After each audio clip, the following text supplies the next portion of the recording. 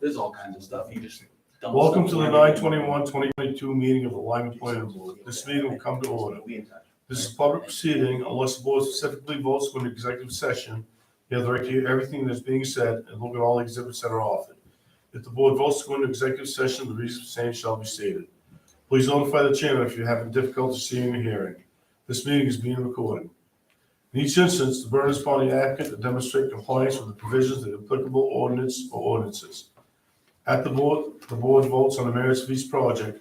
It will prepare a written opinion, which will be forwarded within 7 days. The board works from a prepared agenda and will be considering tonight's items in the following order. Site plan review of Jason Boyer Logging LLC, map 7, lot 103 and 107, 0 Alfred Road, Lyman.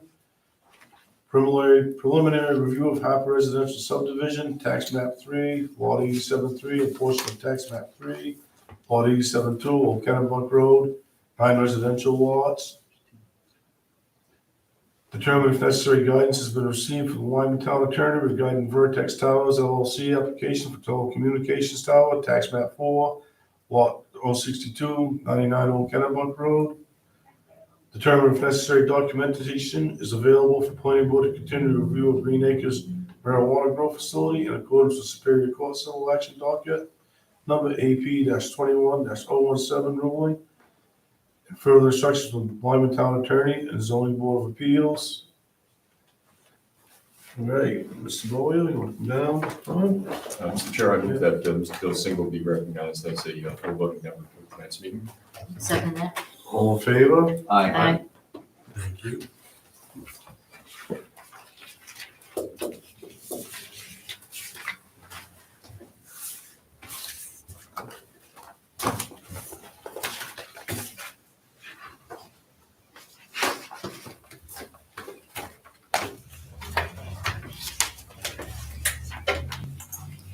So is there any questions or anything that, I don't remember seeing the hours you wanted in here. But the hours, do you have the hours written in somewhere? We're thinking like 7 to 4 is what we're thinking. 7 to 5? We can do 7 to 5. Yeah, well, yourself to 5. During the public hearing mentioned 4. Yeah. So, Well, usually we go 5 and then we have no grinding on Saturdays on the weekend. That's how we usually do that. But yeah, but again, during the public hearing, you did say 4 o'clock. Just, I don't know if that'd be objectionable to those who heard that.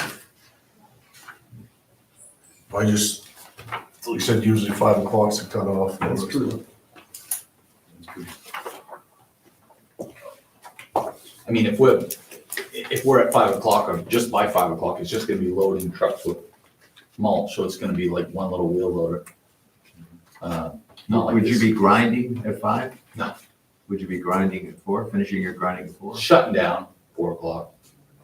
I mean, you grind from 7 to 4, that's a long day. Sure it is. Would more or less be a bucket loader loading 1-ton trucks. See, the other thing, Joe, is a lot of people get out of work at 3:30. Yeah, I'm just trying to be practical. I'm not Understood.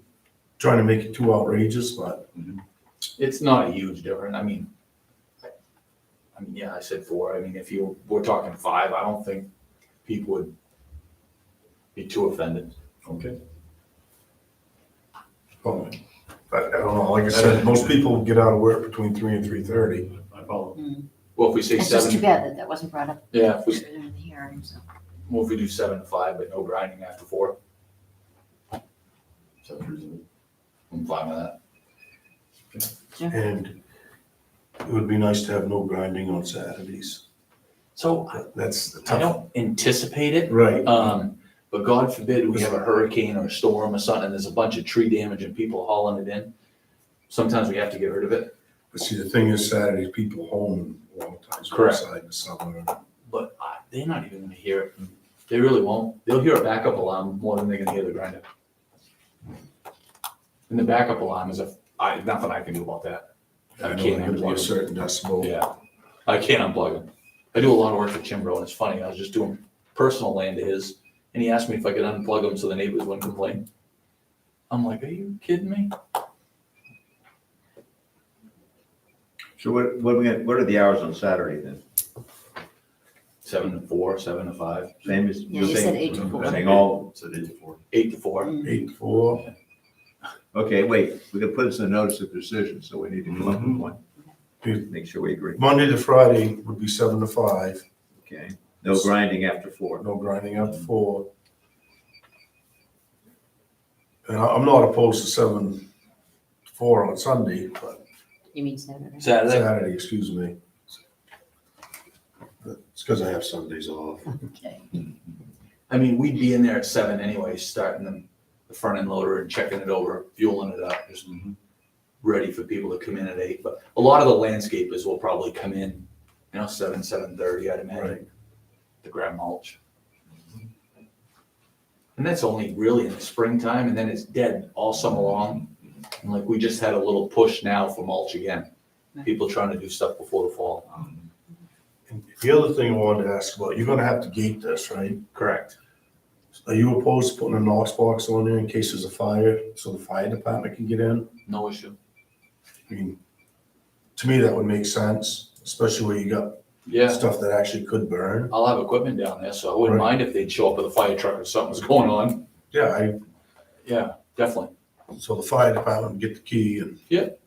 they go in when you're in an emergency. Totally fine with that. That makes total sense. Does that make sense to you, Cecile? Yes, yeah. I think they A pretty safety much, feature, yeah. all these gravel pits must have one. They Yeah. have to. Yeah. Yeah. I mean, that all makes sense. I'm fine with that.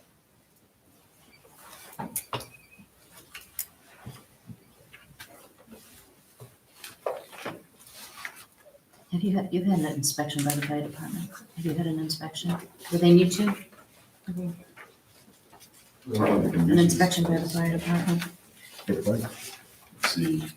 So the equipment, the grinder has fire suppression on it. So God forbid if that was to ever start on fire, even if there's nobody around, once the sensors detect it, it dumps its suppression automatically. Is it Halon? It's Apex. Yeah, we have to have it on all forestry equipment. All the skidders, fellow bunchers, their chippers, it's on everything. Every 6 months, they have to inspect them. And one of the review standards is will not result in fire danger. So Right. See, what I see there is he's gonna be doing a lot of work before he even opens this. Mhm. So like for the fire chief to go there now and look at it, It won't look nothing like Right. it's gonna. Right. so it's kind of, inspection upon completion of site preparation. usually the fire department doesn't have a problem, usually going to inspect something, giving you a letter, or if there's a pile of something, they'll say, that's dangerous, and Totally fine.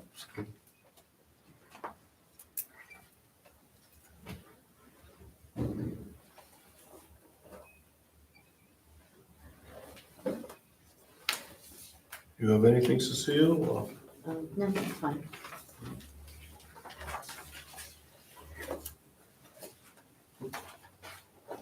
Any questions? I believe you mentioned that you'd be removing the loam and clay. Yeah. Okay.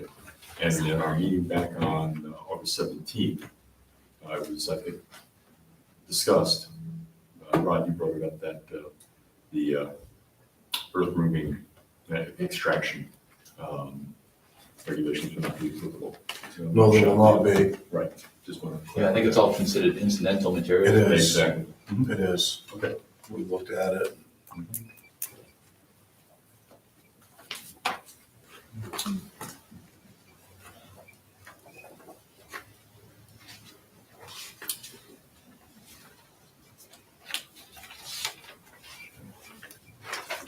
Now I'd be able to move all that dirt and stuff and get stuff organized and start to clean, and we could actually stop making material and stuff before the fire department shows up, or do I have to have him there prior to anything? It would be nice after you cleaned it up and before you started making material, just to have them go over there and look at it, then ask for a letter for your Okay. file. Yeah, because I got this, It's gonna be all different after you clean it up, correct. so. Yeah, we'd like to go in and get it cleared, clear all the edge, clear all the Yep. brush, the trees up by 111, strip all that off. Then you can come in and look at it. he'll see roughly where everything's gonna be. It's gonna be a little bit before all that clay is gone and all that loam out back's gone. And chances are you're gonna be bringing 10-wheelers in there anyway, so there'll be enough room for them to turn their trucks around, their equipment, if they had to go down. Oh, yeah, we'll be in there with tractor trailers, Right, so, so if they have to go in there, they got plenty of room. yeah, cause that whole padded area, basically between where the grinding operation is and where the mulch piles are, I mean, there's tons of room for a tractor trailer to turn around. That's what we're gonna Yeah, do. it's huge. in there. Yeah. Our trucks are gonna turn around in there. Is there no problem for a fire truck? No,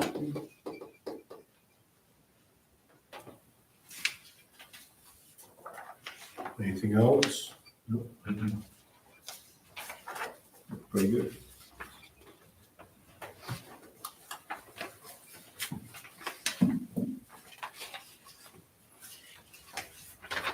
I'll make a motion that we grant Mr. Bowley's, Then we well, have we to go. gotta go to 16. I was ahead of myself. That's no problem.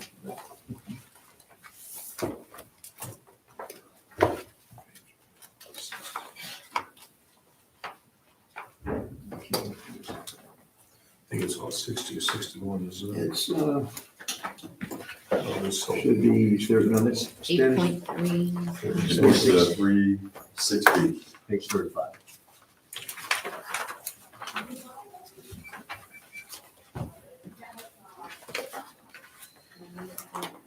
All right, 16 standards. Number one, we'll make a definition of the use of the zoning district requirements and any other requirements set forth in this ordinance. And it does meet its commercial zone. Mhm. So we're gonna make a motion that he meets requirement one. Second. Any discussion? All in favor of the applicant meets requirement one of the 16 standards? Aye. Two, will not have a significant detrimental effect on the use and peaceful enjoyment of abutting properties as a result of noise, vibrations, fumes, odor, dust, light, glare, traffic, or other cause. And I think we addressed that with the hours. It's all internally drained, and it should be pretty quiet in there. Noise, odor, all mentioned, and discussed during the public hearing. Yeah, significant distance between the abutting properties too. yeah. that is- I move that the applicant fulfills requirement 2. I'll second that. All in favor, the applicant fulfills requirement two. Aye. Aye. Three, will not have a significant adverse effect on adjacent or nearby property values.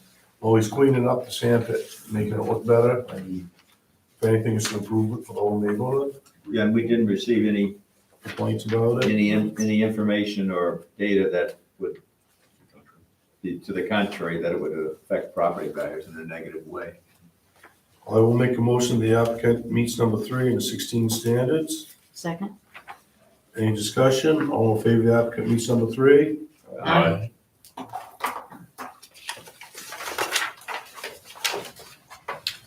Four, will not create a hazard to pedestrian or vehicular traffic or significant traffic congestion. DOT is requiring adjustments to the shoulder. Yep. And it's being done. And it's also on the busiest road, and I don't think it will make a difference. Right. Yeah, I gotta add 2 feet of shoulder, 2 feet wide on each side. Wow. For how, 150 feet? Yeah, each way. Wow, But they gave me 2 years to do it. okay. So I'll make a motion the applicant meets number four in the 16 standards. I'll second that. Any more discussion on four? All in favor the applicant meets number four? Aye. Five, will not result in fire danger. And we were just talking about that, so after you get it cleaned up, we'd like you to get the fire department, one of the members over there, and have a look at it and give you a letter if they don't see a problem with it. Put it in your I file. can't imagine there would be. I can't either, but Yeah.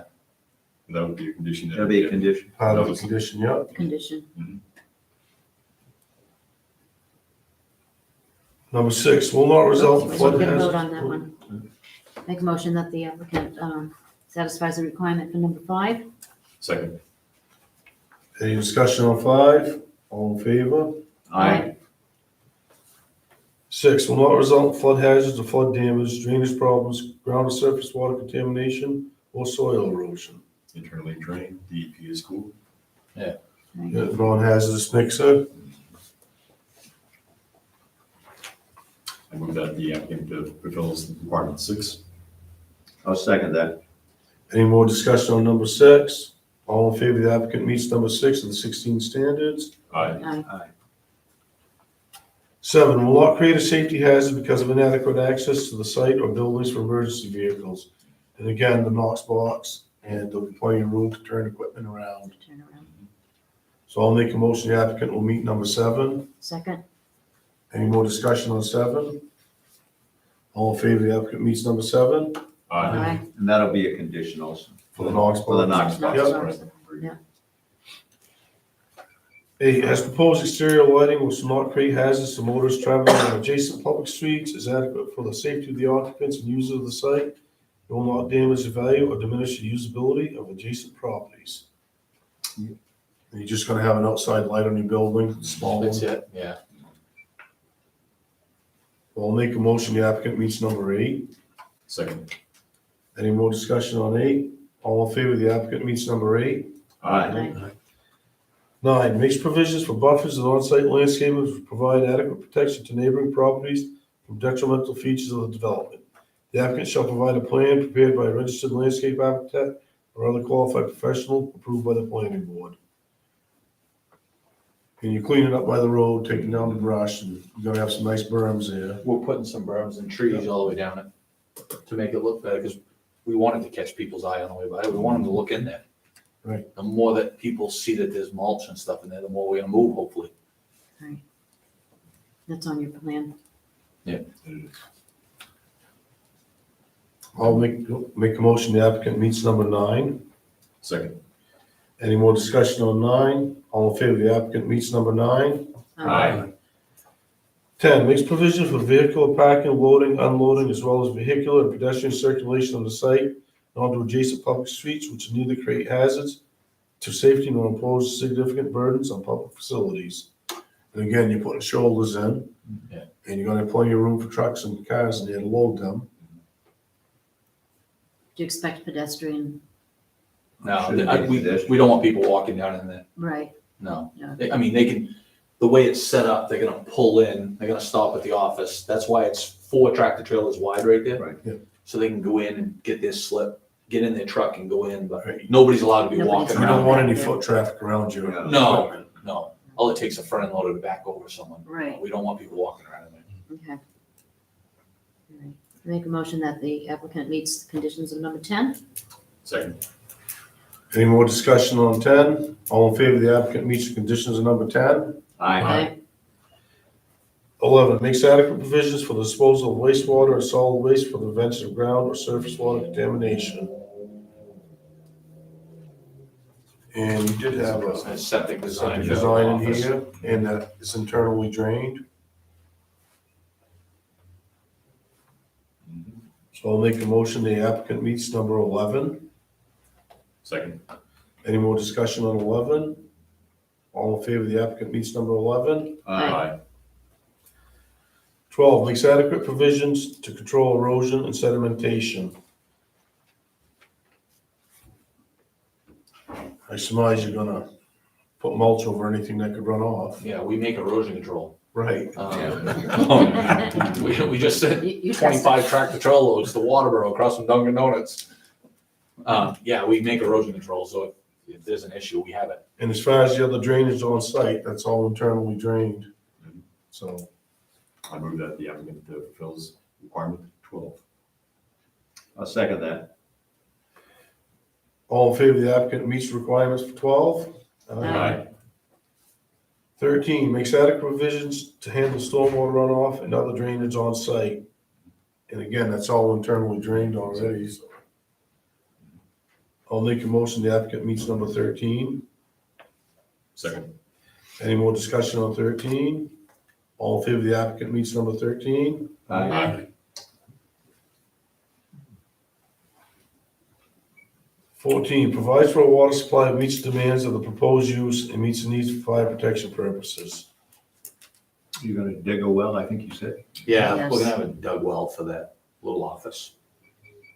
Oh, there's a toilet and a hand sink, Right. I think you had that on the plan. correct. That's on Yes, the, he did.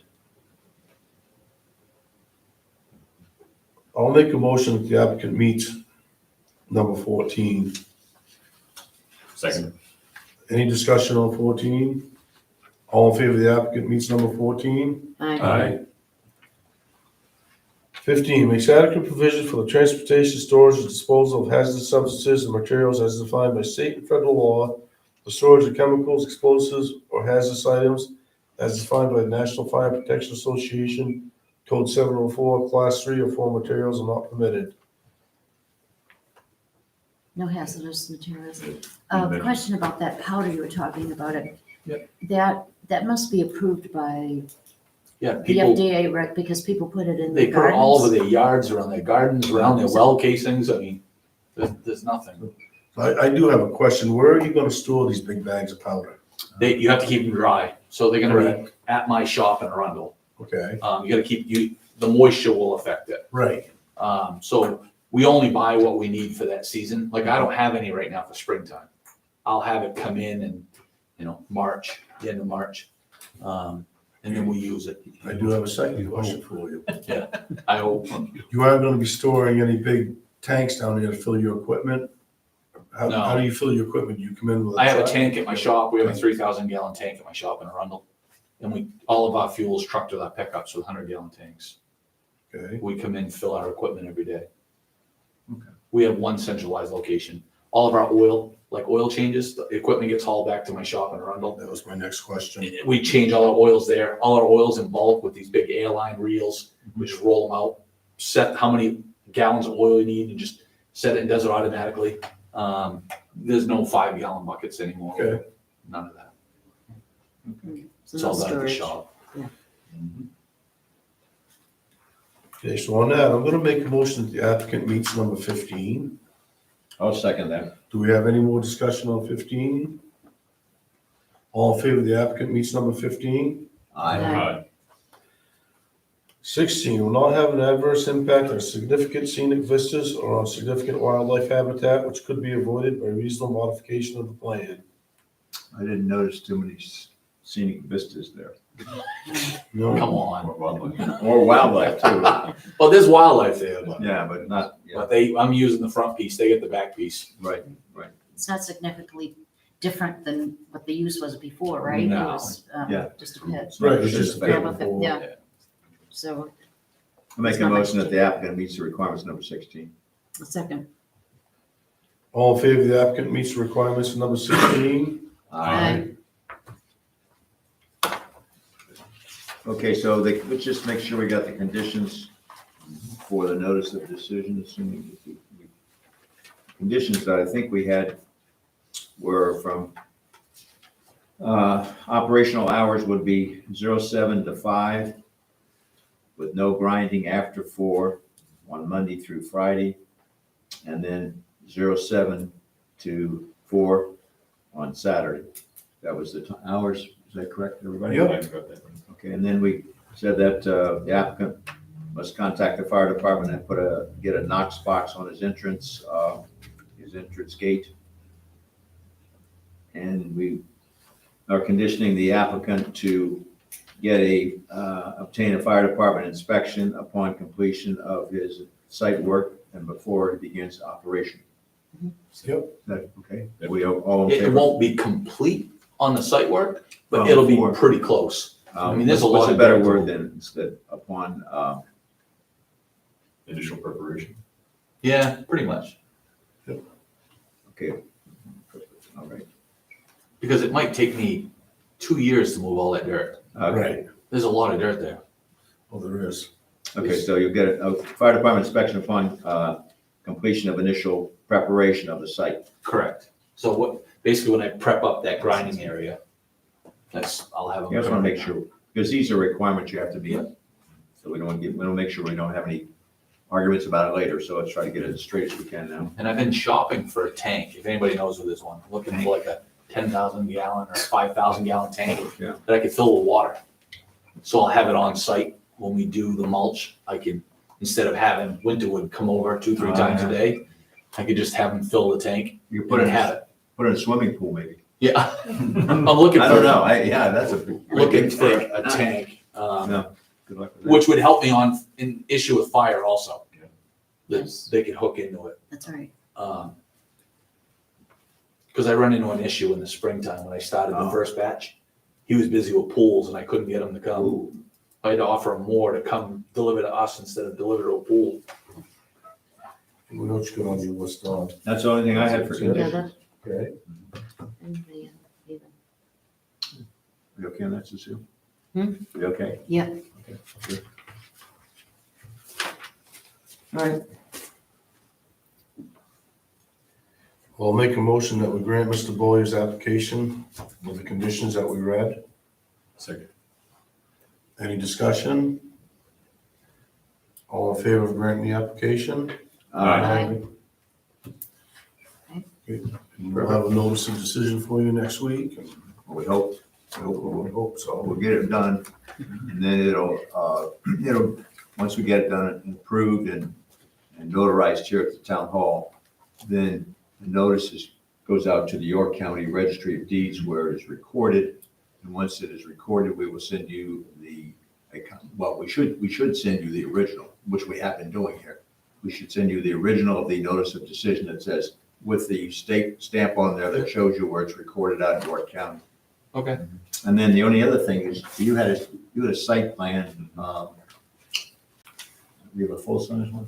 Yeah, I guess we I need have to- this one, is this the latest? just sign. I mean, there's You one want right here too. That needs room for signatures? Yeah. Is that the Yeah. same thing that we have here, Same right? exact You I haven't think we made have any to- changes? Can we do the notice first and then sign it? That's what we usually do. Yeah. Yeah, you with the can notice Do the first. notice first, so it's official, it's approved, et cetera, and then we'll sign the site plan. And then it'll be up to you, if you desire to have it recorded at York County Registry of Deeds, then that would be for your action. But you will Well, get, I went to the York County and registered the turning lanes. okay. They haven't added me 2 feet to the shoulders, but Right, no, I'm referring to the site plan itself. So once we sign it, after the notice of decision is finished, then we'll sign that, and then you can take it out there and get it, Rich, which I would do if I were you. Yeah. I'd recommend that. No, we don't do that. I just want to make it clear, we're not going to do that. all right, so I'll have to do that. Okay. Yeah, I think you did a good application. Thanks for your cooperation. No, thank you. Hopefully it helps out a lot of the contractors around here to get rid of some brush and stuff, so it should help. Thank you, guys. Thank you. Yeah. very much. Have a good night. You too.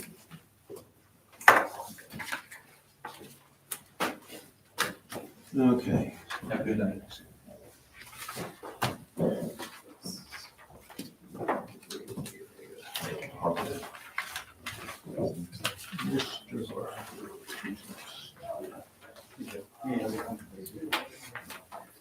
Harper subdivision? Come on down. Come on down. We also have a lady, I think we have a I'm here, yeah. lady in the back who did the review of, for the, Subdivision, yeah. yes, maybe she, You want me up there? Come on down. oh, here it is, yeah, it's in the package. Well, Lee, do you have a copy of the comments also, don't you? Yeah, I don't have it with me, but yes, I did, you did send me a copy. If you want Yes. to, here's Yeah, a spare. just the hard drive. You know, she wants this.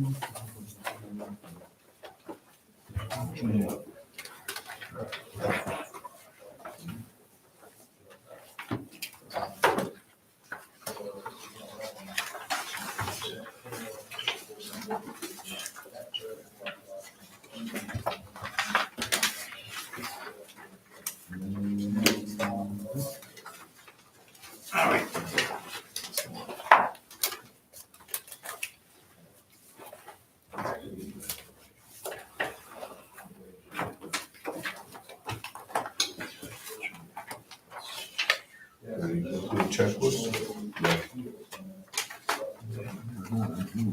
Uh-huh. You know, set. All right, subdivision regulations for the preliminary plan, 9 copies of all maps and the drawings and prints reproduced on paper drawn to scale, 1 inch equals not more than 100 feet. And we have all those. Yes, we do.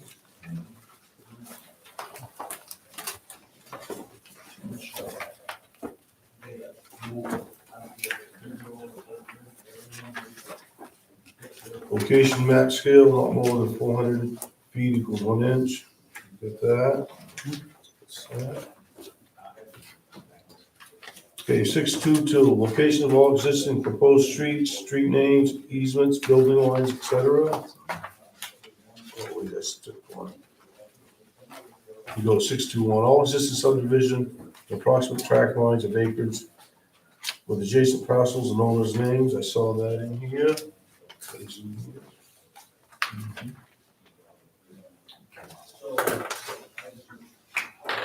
Okay, 622, location of all existing proposed streets, street names and easements, building lines, etc.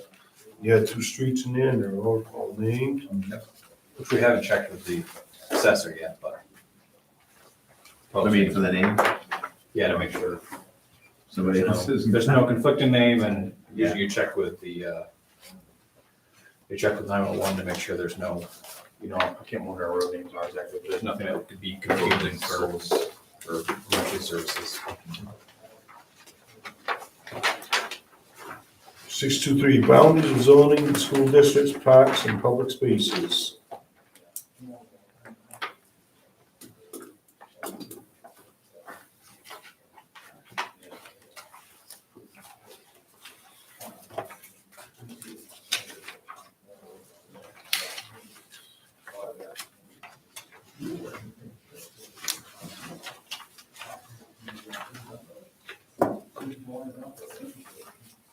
I looked through this, I'm really not quite sure what they're asking for with that one.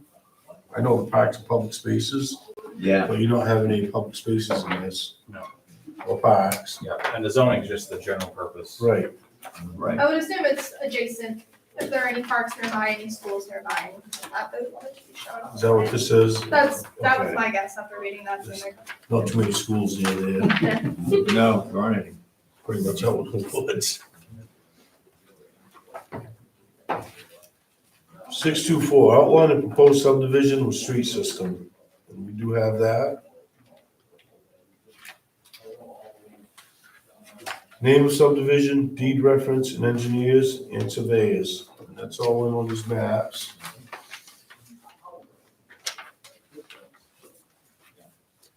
Six four, graphic scale, 1 inch equals 100 feet, date and North Point, that is on these maps too.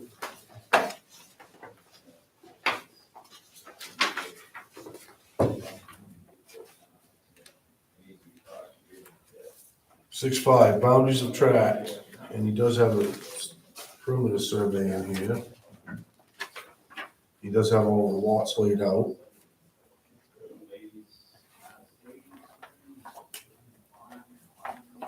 Ownership and location of abutting properties, and I saw that on one of your maps, with all kinds of properties abutting it. Yep. And names.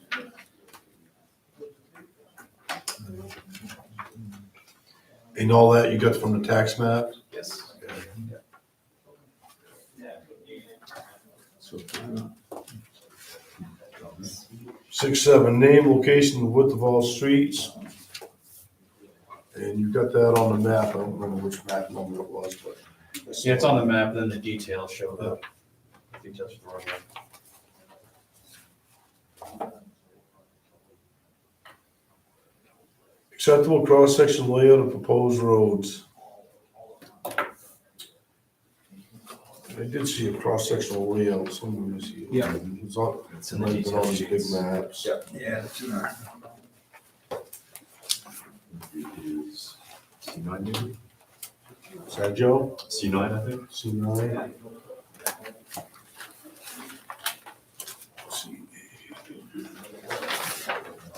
Does that meet this? Oh, sorry, that's the drainage. Drainage. It's in there. Social plan and profile, C7.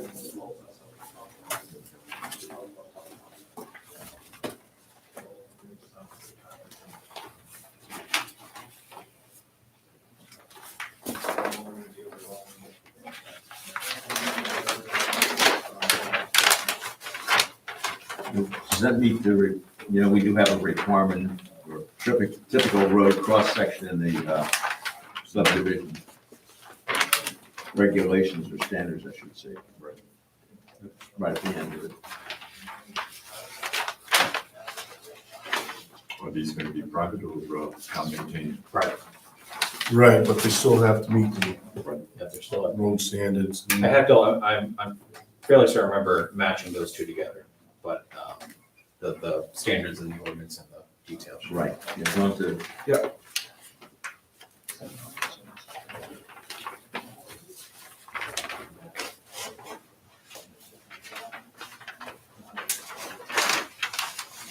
So on this picture here, this would be the tire surface, or is this the shoulders, or That would be the center line, Half the road. center line of the road. center line this Yeah, way? so the solid is the center line, the dash is the existing. Okay.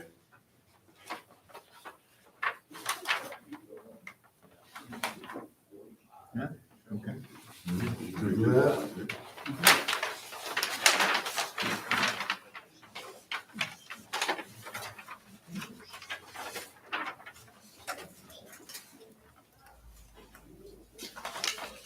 And profile proposed streets, 672. It does have the streets in here, you have them laid out, from where they went.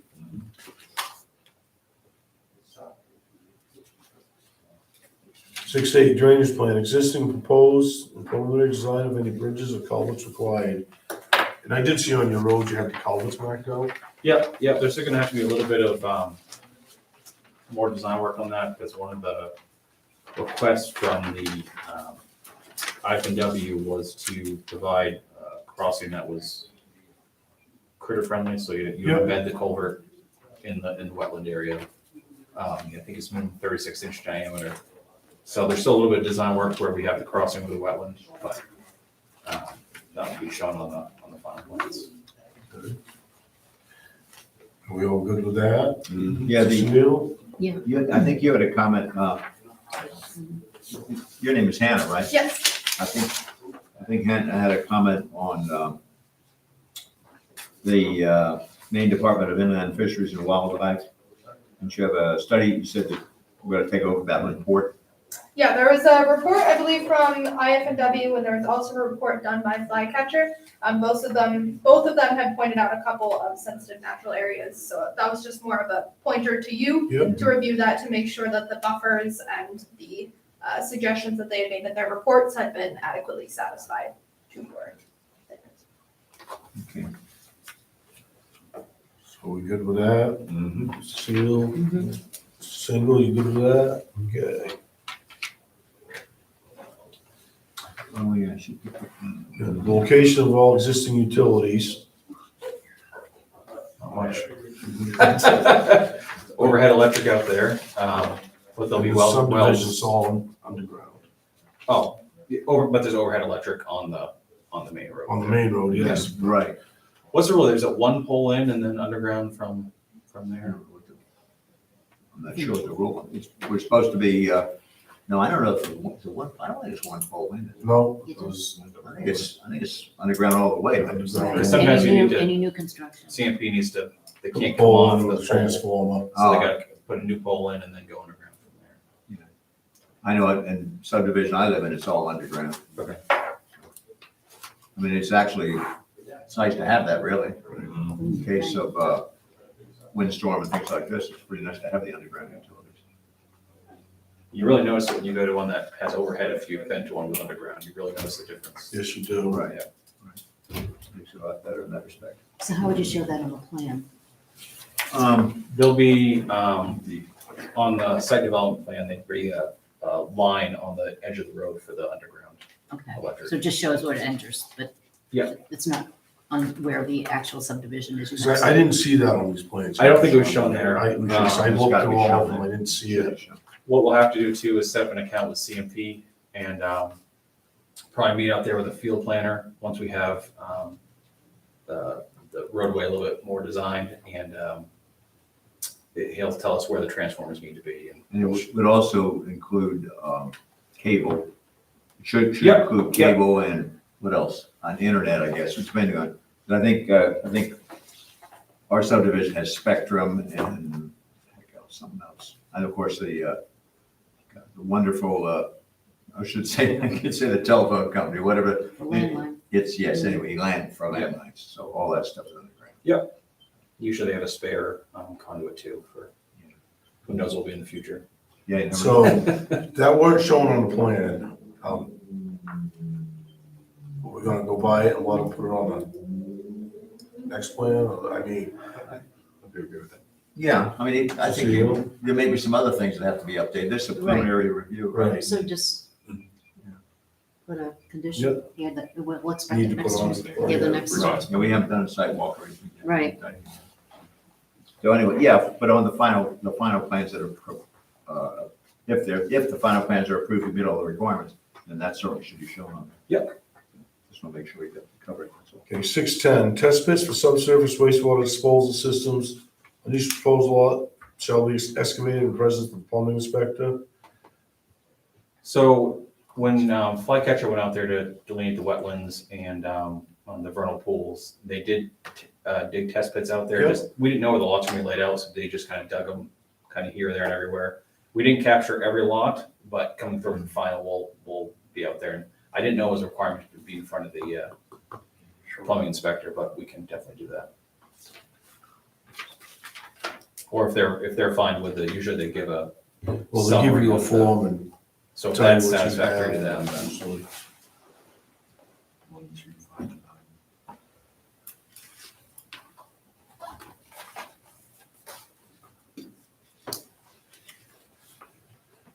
Six 11, topography at 2-foot intervals. Yeah, we have it at 1 foot. Yep. Okay. 612, lot lines and approximate dimensions. And they're on your map, one of your maps in here.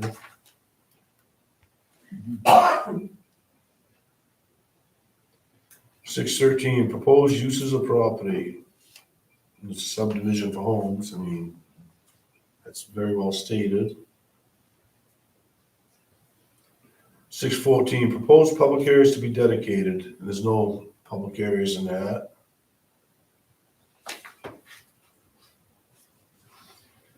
16, provisions of zoning ordinance applicable area.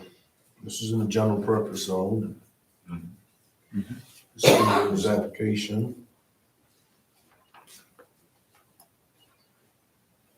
And the soils report. We didn't have any soils report. That's the test bits that were completed. Right, but you didn't do all the lots. No, we did all lots. Yeah, You did all the lots? we did not. We're missing probably, I think, three or four of the lots. 4, maybe 1, 2, 5, and 9, I think. So we'll have to go back and get test bits in those.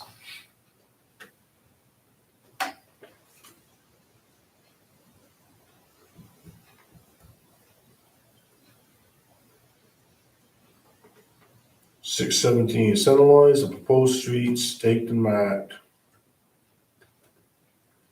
We haven't done that yet. We're gonna do that whenever the sidewalk is set. Yep. We'll have those set before.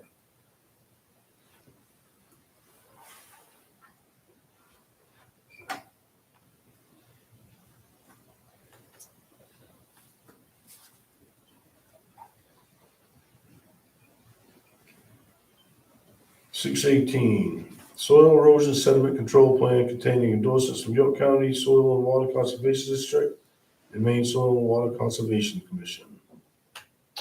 I don't know if that's gonna, we do have an erosion control plan in there, but I don't know if the approved by, that's in kind of, I see that in some towns, there's kind of outdated ordinance. I don't know if you have a partnership with those stormwater conservation districts or. I don't believe we do have a partnership, I think so. but I did see your plan in there. And one thing that will be required as part of this is a permit from DEP because we create more than an acre of impervious. And they'll review the erosion control plan and they'll also review the stormwater treatment plan that we come up with for this project. Do you have an expectation as to when that's going to be, when that is going to happen? It was kind of waiting for this meeting for further direction, then we'll work on final design of the plans. We'll probably submit to DEP and to you about the same time. Your planning board will come up first, and DEP usually takes about 3 months to get back to us on comments and approval. Wow. Any comments, questions, or? I would say it's typical, every town's a little bit different, but it's typical if we meet all the town requirements, that they condition the approval on getting the DEP approval. But so far they've not vetted this. Yeah. Nope.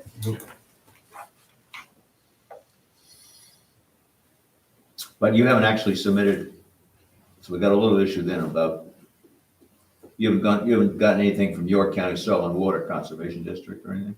I have not. Or Maine Soil and Water I Conservation? assume that something back from DEP would meet the same criteria as that. You assume. I don't know. We should check on that. Yeah. Because they're kind of the governing body, that's who York County would defer to. I think you should submit something in writing that asks for that then. To you or to? To the planning board. To the planning board. Don't say No, I mean, anything to you, me unless the general you. it's, money. No, sorry. No, I don't, we gotta. And then I think there was Hannah made a good, did you have any, maybe you should ask if she wants to make any comments? She did mention one thing here, which, I wanted to mention, but two things actually she mentioned. One is, she mentioned on the clarification needed on Solis Road. Yeah, the intersection of Solus Road and, is it Old Kennebunk or Kennebunk? Okay. Old Kennebunk starts at the end of the pavement. pretty much. The intersection of those two just seems like it was at an odd angle, so I would just clarification on how that intersects. The ordinance calls for a 75 to 90 degree Okay. intersection of the roads. That one looks like it's not that. So just, it was a little bit unclear from the plans. It looks like that was an existing driveway or something though, where that road would be coming from. It used to be an old fire road at one Okay. time. Yeah, so I don't know if that would be It goes all the way. grandfathered in a sense because that part is already existing, or you would need to rework that, because it doesn't come in it. I think the applicant ought to take a look at that and decide. Well, the other thing is you're gonna be entering the subdivision from Alfred. That's right. How do you mean? Well, You're coming down the Yeah. Kennebunk Road to Yes, the old yeah, Kennebunk. the section of Kennebunk we're coming off from is in Lyman, but yes, it's, the only way to get there is through Alfred. Alfred, yeah. So maybe giving them their planning board a heads up on this? Well, I think it would be a good courtesy, seeing, looking at a subdivision over there and ask if they have any issues. None of the boundaries of this touch the, are you just saying the But access? you're going to Alfred to get to the subdivision. As far as additional traffic or anything like that. Right, Not that this they is just necessarily avoid would any future problems. Also, if you had emergency services, would they typically come, what's the closest one? Alfred. This would be done. The Alfred And they ought Fire to know Department is about it. only 2 miles from there. Bring it along. Same road. Yeah, I did see he's got a hammerhead up there that we require. Yeah. I just think it would be pertinent to ask Sure. Alfred. We should send him a letter. Yes, I think so.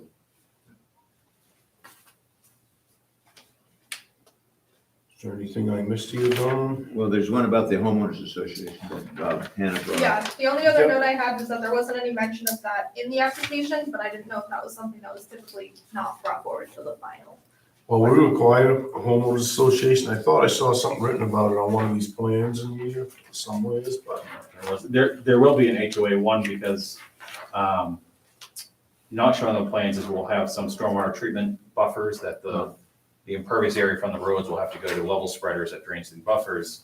And that level spreader and buffer need to be maintained by the homeowner association. So you'll have to have it created just for that, but they'll also maintain the roadway as well. once we had it in the roadway, you're gonna have a homeowners association, Yep. I believe. And we'll I have remember that, we'll have reading that that. draft language for you for the final Okay. application. And also, there is a requirement in the ordinance that all these homes or new homes and new subdivisions be sprinkled. Yep. And, I'm just mentioning that because at one time we had buried water tanks in the subdivisions. And so we went from there to requirement for to have new homes sprinkled. Yep. So we'll make sure we don't miss that, of course. Okay.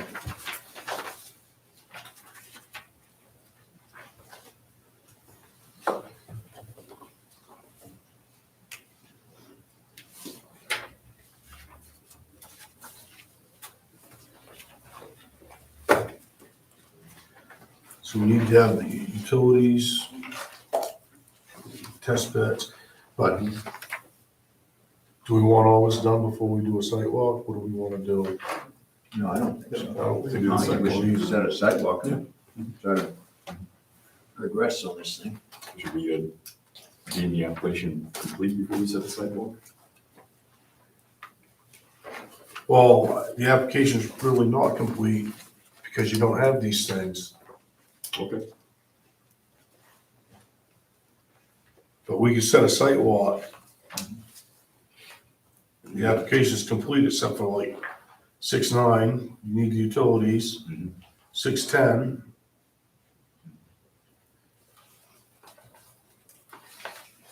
Then you have 6-16, the soils report. 6-17, the center lines of the street, that's not marked till we do the site walk, and I just said that. Then we got 6-18, is waiting on DEP approval. But other than that, the application's complete. I understand why he didn't do these too, but it's kind of, Sure. Yeah, and, you know, there's the way the requirements is that some of these things are more final plan things. But I say that. Yeah, but I understand the requirements. I mean, I think we'd like to, whether it's deemed complete now, we would like to move forward with the sidewalk, at Yep. least to progress the application process. I'm not against the site walk. Joe, No. I think we should do it. Don, Cecile, No, that, Bill? Well, I'll make a motion, the application's complete except for the things I just read off. Second. And everybody want to vote on it? Sure. All in favor of the application is complete except for those things, Aye. that we should set a site walk.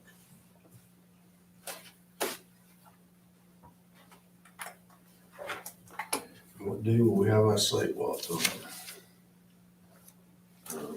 What's the earliest, given Now, what are the requirements? I always forget now. I know for a public hearing, we gotta give 2 meetings. Well, I think this is one we should do like on a Sunday or Saturday. Yes, I think so too. yes, it's You wanna getting do too it? dark. Night. Well, we're gonna have to be, at least put it 3 weeks out, But then that puts us to, maybe 4. that would put us to the, was the October, we have meetings coming up October 5th, right? October 5th and October 19th. Do you want to do it on the Saturday or Sunday before the 19th, or do you want to? As long as we have enough time to get everything out. Yeah, we do. We The should. notifications. Yep. Well, we're not required to send certified mail for a sidewalk. Doesn't have to be certified, but it has to be publicized. We have Publicized, to- we have yes. to- we have to print it, yeah, Want to make sure we do it. Oh, no, I agree with you 100%, yeah. so that, What would that Gives- make, give plenty of time for Sunday the that, right? 16th, is it? Yeah, maybe Sunday the 16th. I'm good with that. Mhm. 10-16.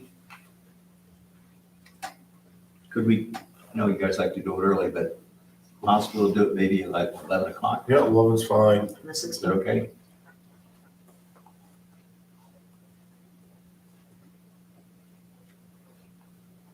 Rain or shine. Yep. And we have, I guess we have a contact number for you? Snow. Yeah. Should be in this file here. The most logical point to me is just the end of Kennebunk Road. Yep. Okay. It's just the bottom lane, I think, is last. And that's- That sidewalk is open to the public, is it? Anyway, because it'd actually be more than a quorum of, presumably there'll be more than a quorum of planning board members there, so it's open to the public. Or at least it should.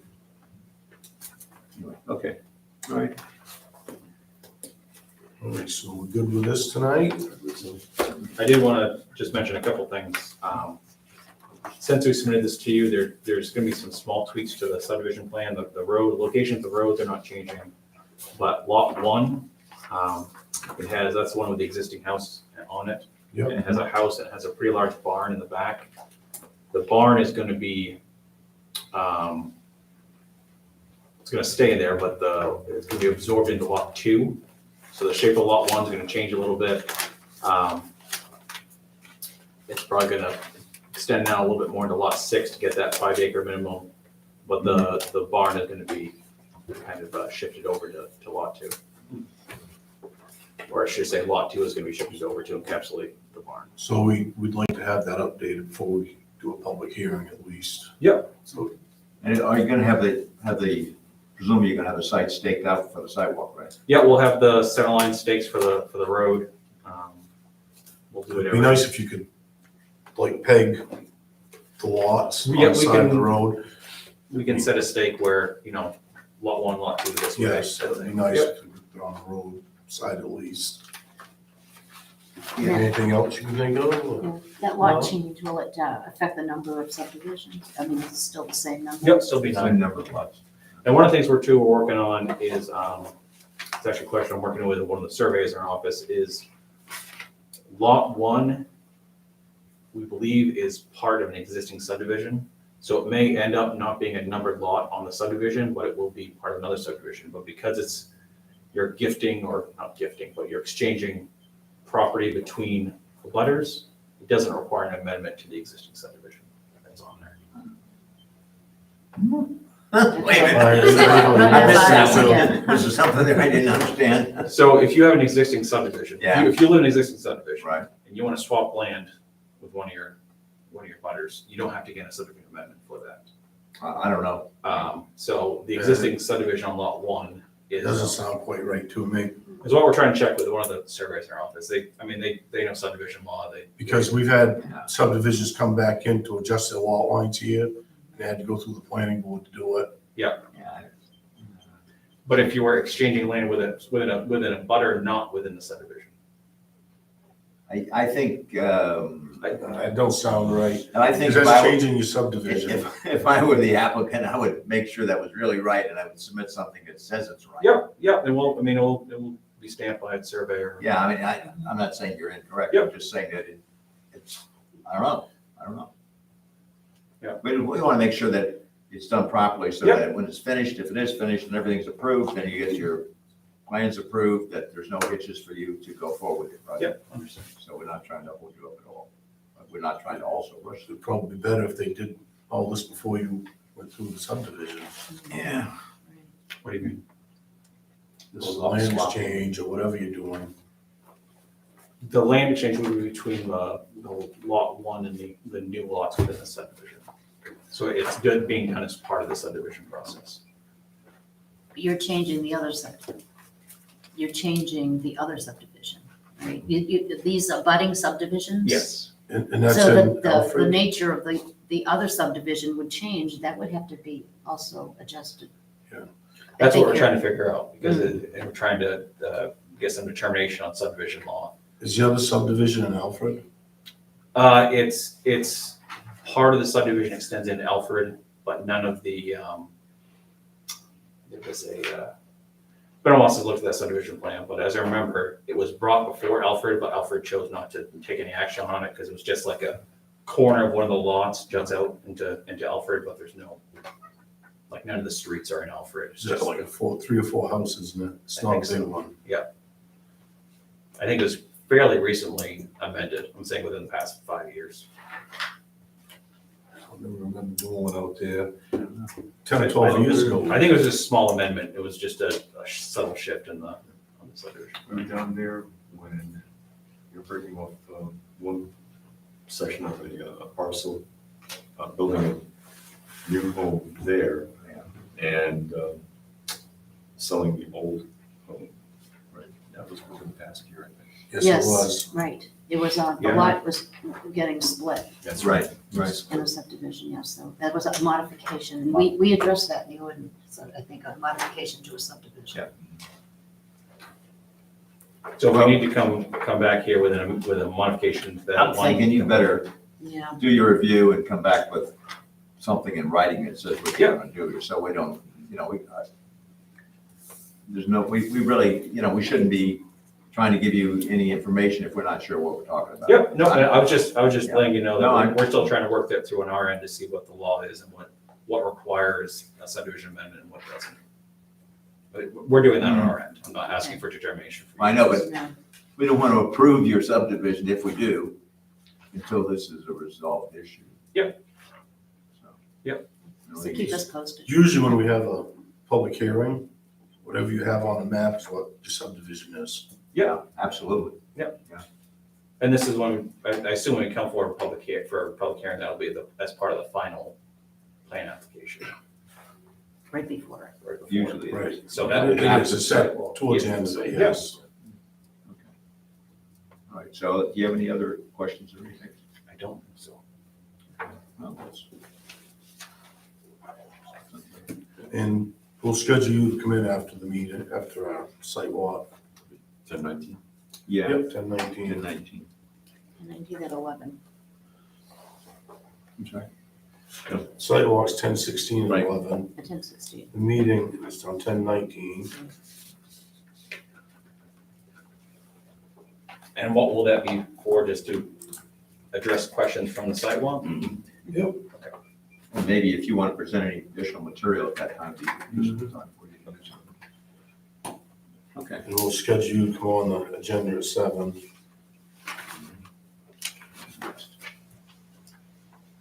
All right. This is interesting. Okay, is there anything else for them? We're I don't good? think so. I think we're good. I think you have a great night. Thank you for looking that over Yes. for us. We really appreciate it. Thank Were you. we gonna ask you, there was another, there's a cluster subdivision. But we just got that to review. Right. Yeah, okay. There is, just for information purposes, we have received another application Okay. for a cluster subdivision. No one's even looked, they just got it tonight, everybody got it tonight, so we may possibly be asking you for your assistance on that. We'll see how that goes, maybe not. Thanks very much for your Yep. help, and thanks for coming over Yeah, tonight. thank you. Appreciate it. Okay.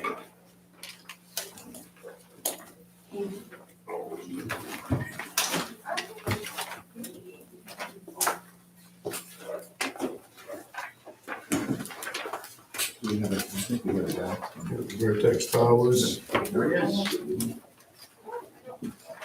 How you doing? Good, how are you? Good. You good?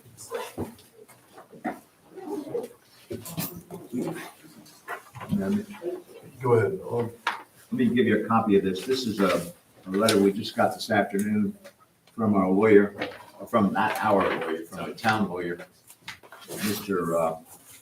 This is dated yesterday, Tony. Bradley Moran. Yeah, all I'm saying is received today. So he basically, I think at the last meeting we said, okay, there's an issue here. Since there's another cell tower that's under construction, or certainly approved within 2 miles, so we asked him what the proper approach would be. So I'll give you, take a look at that. Again, I would have probably, maybe would have sent this to you ahead of time, except that we just literally came in this afternoon.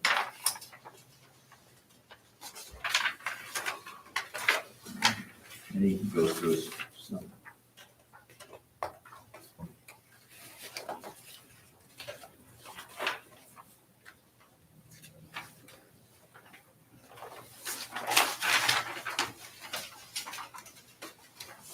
He goes on and on.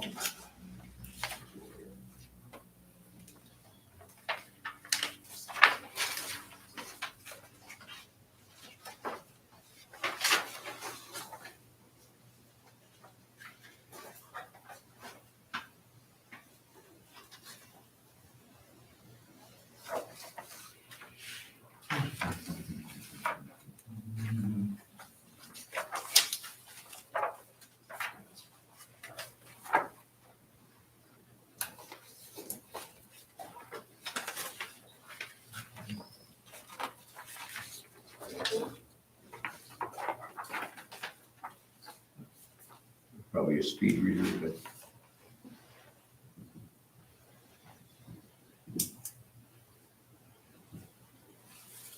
Can I ask a his name is? And Mr. Brendan Gill, Gill. Vertex Towers. Yeah, sorry, I should, but thanks for bringing that up. Brendan Gill, Gill. Yes. Thank you.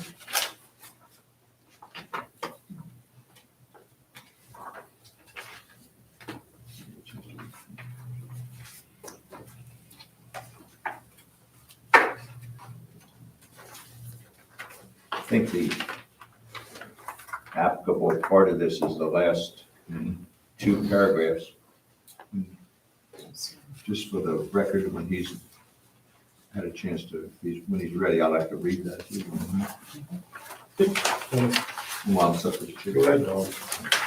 Okay, this, just for the record here, this is from Mr. Bradley Moran, who's the town of Lyman's attorney, and he is responding to a request from the planning board that we asked him to take a look at this application for a wireless tower submitted by Vertex Towers, located at 99 Old Pennybrook Road, Lyman. And the issue that planning board noted at the last time we talked about this, and I think when Mr. Gill was here, is that the proposed cell tower is within 2 miles of an existing one, which is an issue with our ordinance, because we're not supposed to have them within, as long as co-location is available on the permitted tower, we should not, our ordinance says we cannot allow another tower within 2 miles, if I'm stating that correctly. But anyhow, Mr. Moran stated in the last two paragraphs, which is, I think, the most important part of this. It says the town should allow Vertex, Mr. Gill, to proceed through the application process and present evidence or argument of how its project complies with the ordinance, okay? And he has submitted an application. Vertex should be asked to address both the distance and co-location issue, since Evolution, that's the already approved tower, represents that it will have co-location space available. If co-location space is not available at the Evolution site, it is possible that Vertex may be able to build on its nearby site, if, he says. Vertex may also have information that touches on aspects of federal law, for example, significant coverage gap of cell service. Naturally, the applicant will need to prove that the project meets all the other requirements as set forth in site plan review criteria, which I think the applicant is aware of. I believe he is anyway. Yes.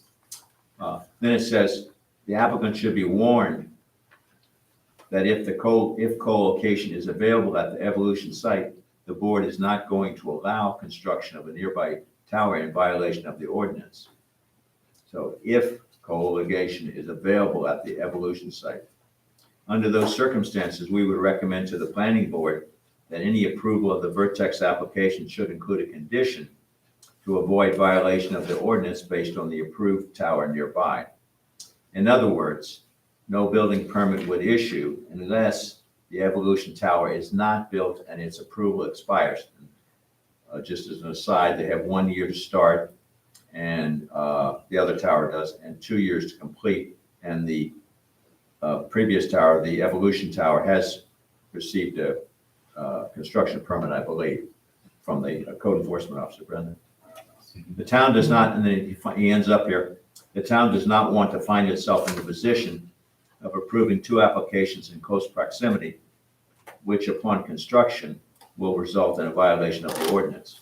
So, and then that's sort of what we said, I think, the last time you came here. We're not trying to waste your money, and we're not trying to, well, we weren't sure where to go, so we went to the lawyer, town attorney, I should say, and he provided this afternoon, even though it was dated yesterday, but it probably started on yesterday, but it was received by the planning board this afternoon. So we wanted to make sure you were aware of this. And, because we just want to be totally above board. I don't think anybody's is negative on you or on your application. It's just the 2 mile thing that's given us. Correct. As I stated in the previous meeting as well, I don't object to any of these things in this letter, because it's essentially what I was stating in the meeting.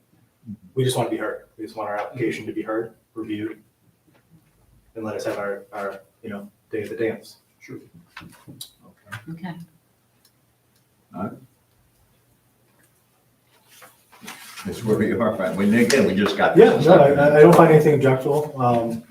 May I also point out that the town attorney suggested, or he didn't suggest, but he said, words to the effect that the applicant might want to present some other information. If you have any other information you want to present, I'm not saying you do, but if there's any other federal laws or other references that you want to quote and present to the planning board, then certainly we would encourage you to do so. We have provided everything under the town of Lyman application criteria. And also we have provided RF plots as well, showing, justifying our site as needed, which I don't believe is in the bylaw, but we went ahead and provided that information anyways. We're happy to provide any other information as seen fit. But like I said, we just are looking to have our application heard in a public hearing. And I know you put in here that there was a coverage gap, but how do you know there's gonna be a coverage gap after you put this tower up? After The tower was permitted, the tower that was permitted. yes. Right. So the tower was permitted, right, and they might build a tower, but just because they build a tower doesn't mean that any tenants are gonna go on the tower. Which I think is a clarification that might be overlooked. Because at the end of the day, it's up to the carriers, not the infrastructure providers, to provide the coverage, the signals for their network. Right. So what we're saying is allow us to present a proposal to be reviewed and allow the carriers to decide which site better serves their clients in the community. I don't think there's too much that is objectionable to that. How would we get to that point, though? You can have independent consultants review and compare our RF analysis compared to what was approved. I don't know if the applicant that was approved provided RF plots or not. I believe that I was think part it of the was, yes, application. yeah. So you can compare, the independent consultant can compare the two locations. But we can't compare one, yours would not be built, so it would be hard to. Well, theirs isn't built either. So Right. you reviewed theirs with not being built. You can review ours with not being built as well.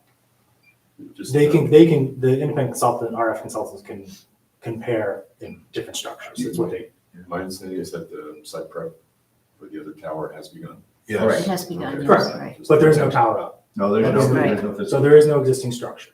And under the bylaw, there is no existing structure. that can be I know, but we're getting back to Yeah, the same so thing. like I said, I'm not arguing with any of the letter. I fully am aware of the board's intent. Okay. But at the end of the day, we still want to be heard. I'm posing no obstacle here for your Not at all. presentation. Because at the last hearing, it seemed that was being pushed. That was a on question. us. That was an option. Well, so that's the way we saw the regulations about the 2 mile restriction. My recollection is that the other applicant did say that he had a major carrier in mind.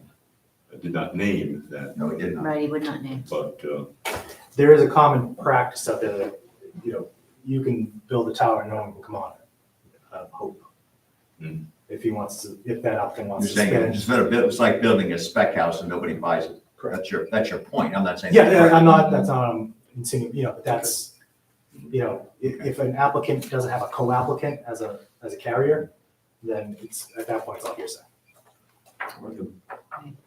Well, my comment would be that, well, as I think I mentioned previously, just for information, I mean, the planning board is not in the comparability business. We followed the process and allowed and approved the permit from the previous applicant, EVO Site Services, and they're in the process of starting construction on their tower. Mhm.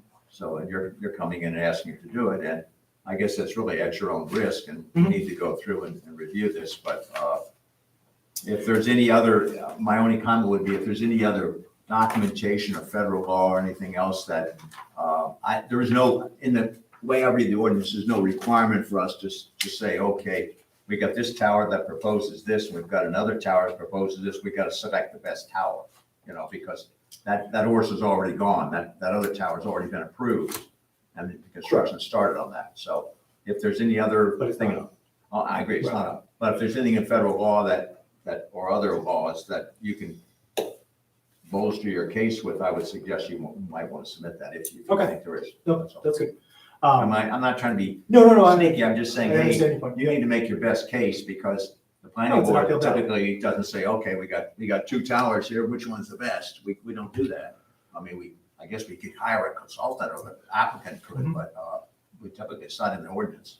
Correct, and as the ordinance is stated, we feel that we have Okay. a complete Okay, application. you do understand the last paragraph. In other words, no building permit would issue unless the evolution tower is not built, and its approval expires. That's what our attorney has said, Yeah, one course of action. that could be a course of action if I would ask the town council to review how that's worded. Okay, well, But I think that, all I'm asking is that we just at least, we can. I got you. No, I, Whatever the board decides in the public hearing is up to the board. But we're just asking our application not to be discriminated against prior to that. It's not being discriminated No, not at all. against at Okay, all. now you have the right to do that. no, you have the right to submit an application. It's just unfortunate that, in your case, somebody else had already had one approved, that's all. Within the limit, that's just fine. Okay, so what do you want to do? Put them on the agenda for the next time, or start going through the process? Well, we got enough time to do the preliminary. Okay. Sidewalk, I don't have a copy of the sheet though, do you? No, Checklist. we don't have. This one. Well, is it, I just printed this off the website, I don't know if it's the same difference.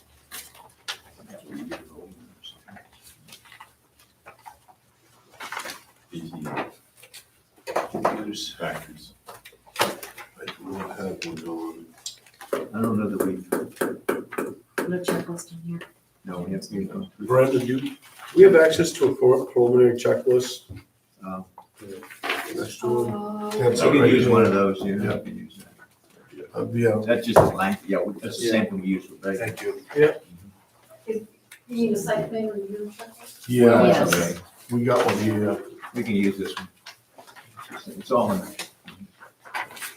This just goes down by the.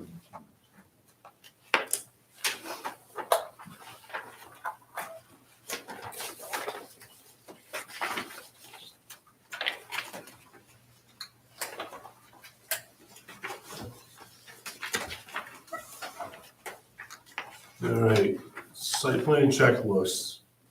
838, number one, a site plan drawn to scale not smaller than 1 inch equals 40 feet.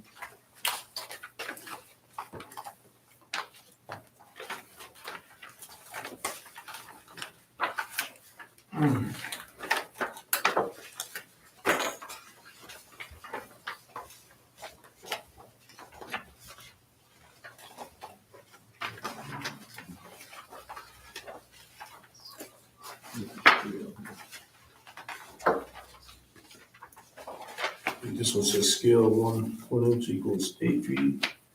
That says, We got the full size. yeah, right here. Scale on this one says 1 inch equals 8 feet. So scale 140. Yeah.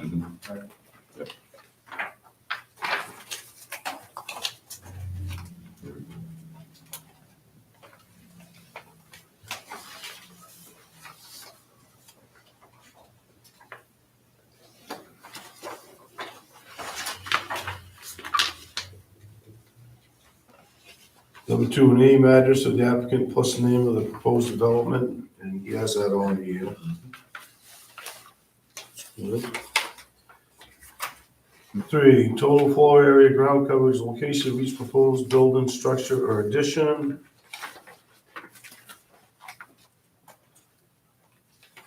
He does have them on the plans, but scale isn't right.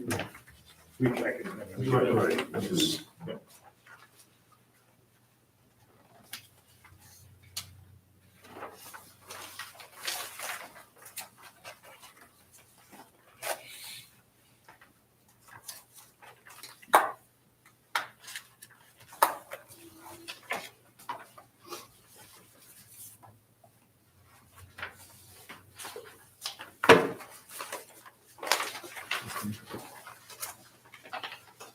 Number 4, perimeter survey of the parcel made and certified by a registered land surveyor licensed in Maine relating to reference points. Plan will show true or magnetic NOAA, the graphic scale, quarters of the parcel, data survey, and total acreage.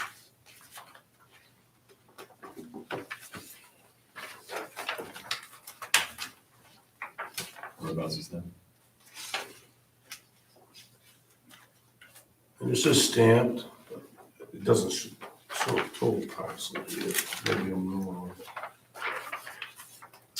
I don't see the total parcel land on here. The existing condition plan, is that? Or second page, full plan. The large parcel, The yeah. compound. This one? Yeah. The compound.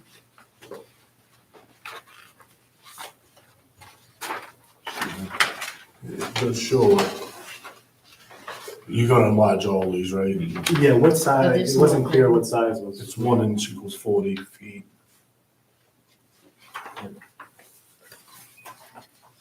May I just make a comment? We would also like to have an electronic copy of your submission. Sure. So that we can put that on our town website for people to look at, or butters or anybody who's interested, so. I know it doesn't, I don't believe it says that in the ordinance, but we have the ability to ask for additional requirements, and we want to make sure we put that on the town website, so we appreciate that. It'll be helpful. Number 5, all existing and proposed setback dimensions.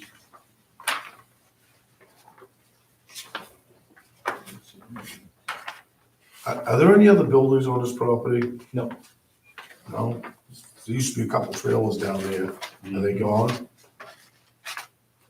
That I'm aware of, I didn't see anything down there. Okay, I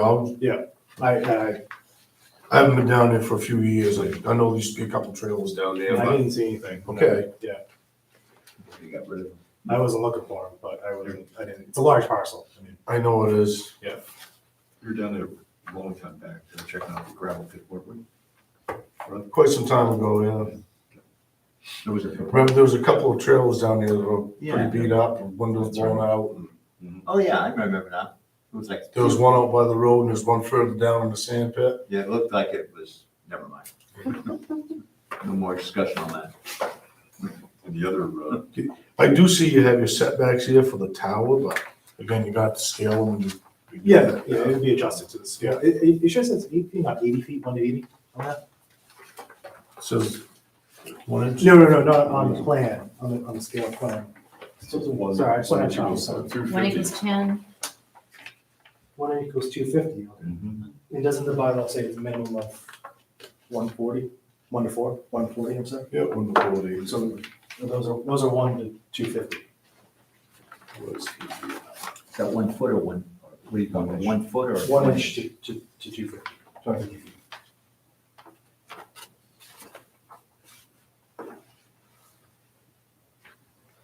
That's smaller than 1 inch, yes.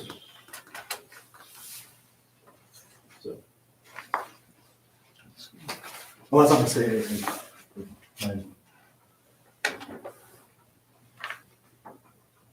But 1 inch equals 250 feet, smaller, 1 inch equals 40 feet. right. When you measure it out, I mean, Okay, I was just asking, hey, am I right? yes, covered, yeah, I guess it's kind of, so we can do it 1 to 40, that's fine. Yeah, okay. Okay.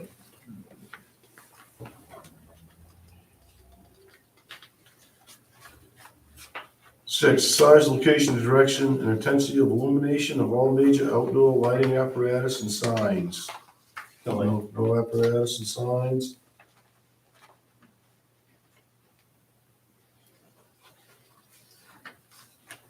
Seven, the type, size, and location of all incineration devices. And you're not gonna have incinerator. No. 8, the type, size, and location of all machinery likely to generate appreciable noise at lot lines as well as estimated decibel level at property lines. Are they gonna have a generator on this? The carrier would be coming in front of the board for their permit to install on the tower, and they would propose a generator. The carriers at that don't time. come in front of the board. They would have to get a, Code enforcement. They would go for the maybe, CEO, but you should have the generator on the plan. And we'll need something about the decibel level, if you know what kind you're gonna use. Right.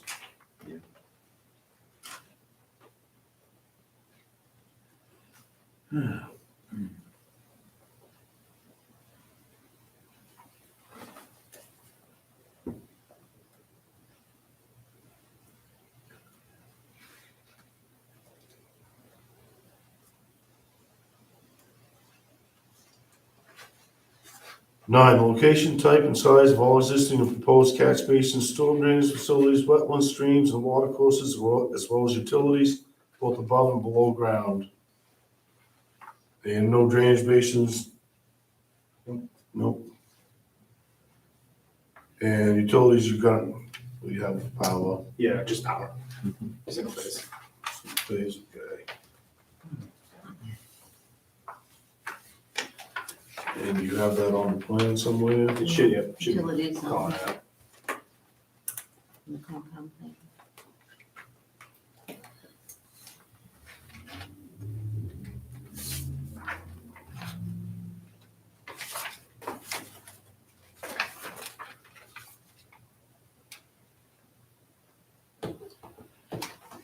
Ten, all existing contours, proposed finished grade elevations, portions of sites which will be altered, and a system of drainage proposed to be constructed.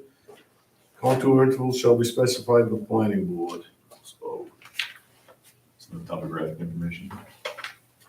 is that? There's no topographic. No, I didn't see any.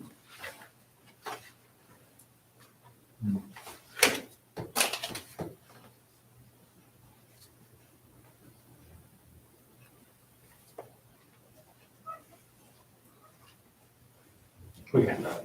Mhm.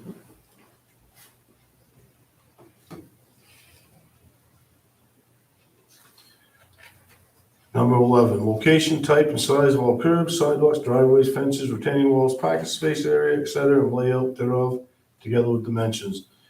Then you're gonna have a driveway down in there somewheres. Access road. Access road.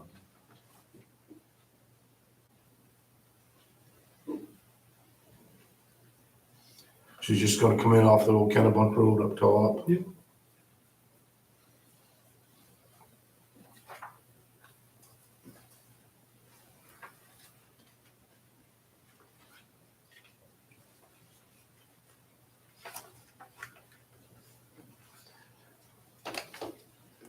Twelve, all proposed landscaped areas, size and type of plant material upon the premises. Well, you're not gonna be doing any landscaping, it's all gonna be gravel.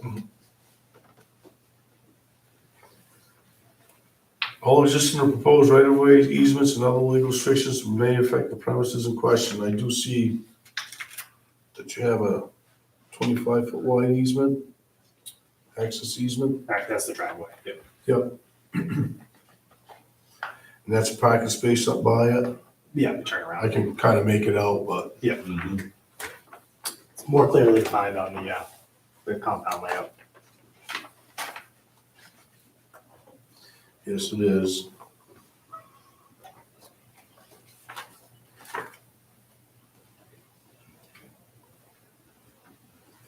Fourteen, property lines of all properties abutting the proposed development, including properties across the street or across the water body, together with the tax map and lot numbers, and property owners' names and mailing addresses on file at the town office within 10 days of the filing of the application.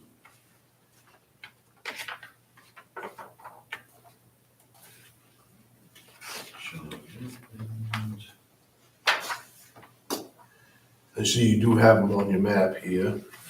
Absolutely.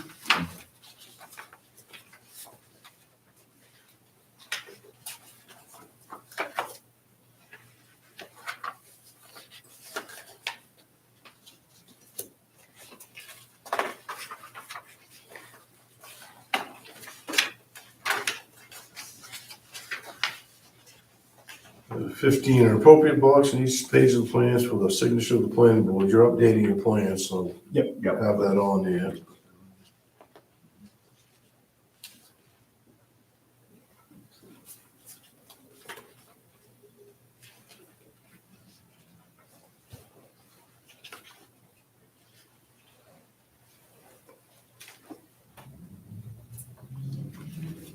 Sixteen, Documentation of right, title, or interest in the proposed site, now this is plan right here.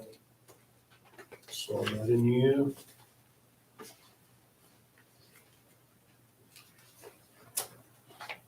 An on-site soils investigation report by a Maine State licensed site evaluator. The report shall identify the type of soil, location of test pits, proposed location, design for the subsurface disposal system. You're not having any kind of a bathroom in there. There's no water to the site. 18, the type of any raw, finished, or waste materials to be stored inside or outside the roof buildings, including their physical and chemical properties if appropriate. No PCBs or anything, no. Traffic data, well, I'm not even gonna read this because that road Right. might see a couple dirt bikes a day. Yeah. For a four-wheeler. 20, any other information or data the planning board determines is necessary to demonstrate compliance with the town, state, and federal regulations. I guess that would be up to the applicant if he wants to submit any more information.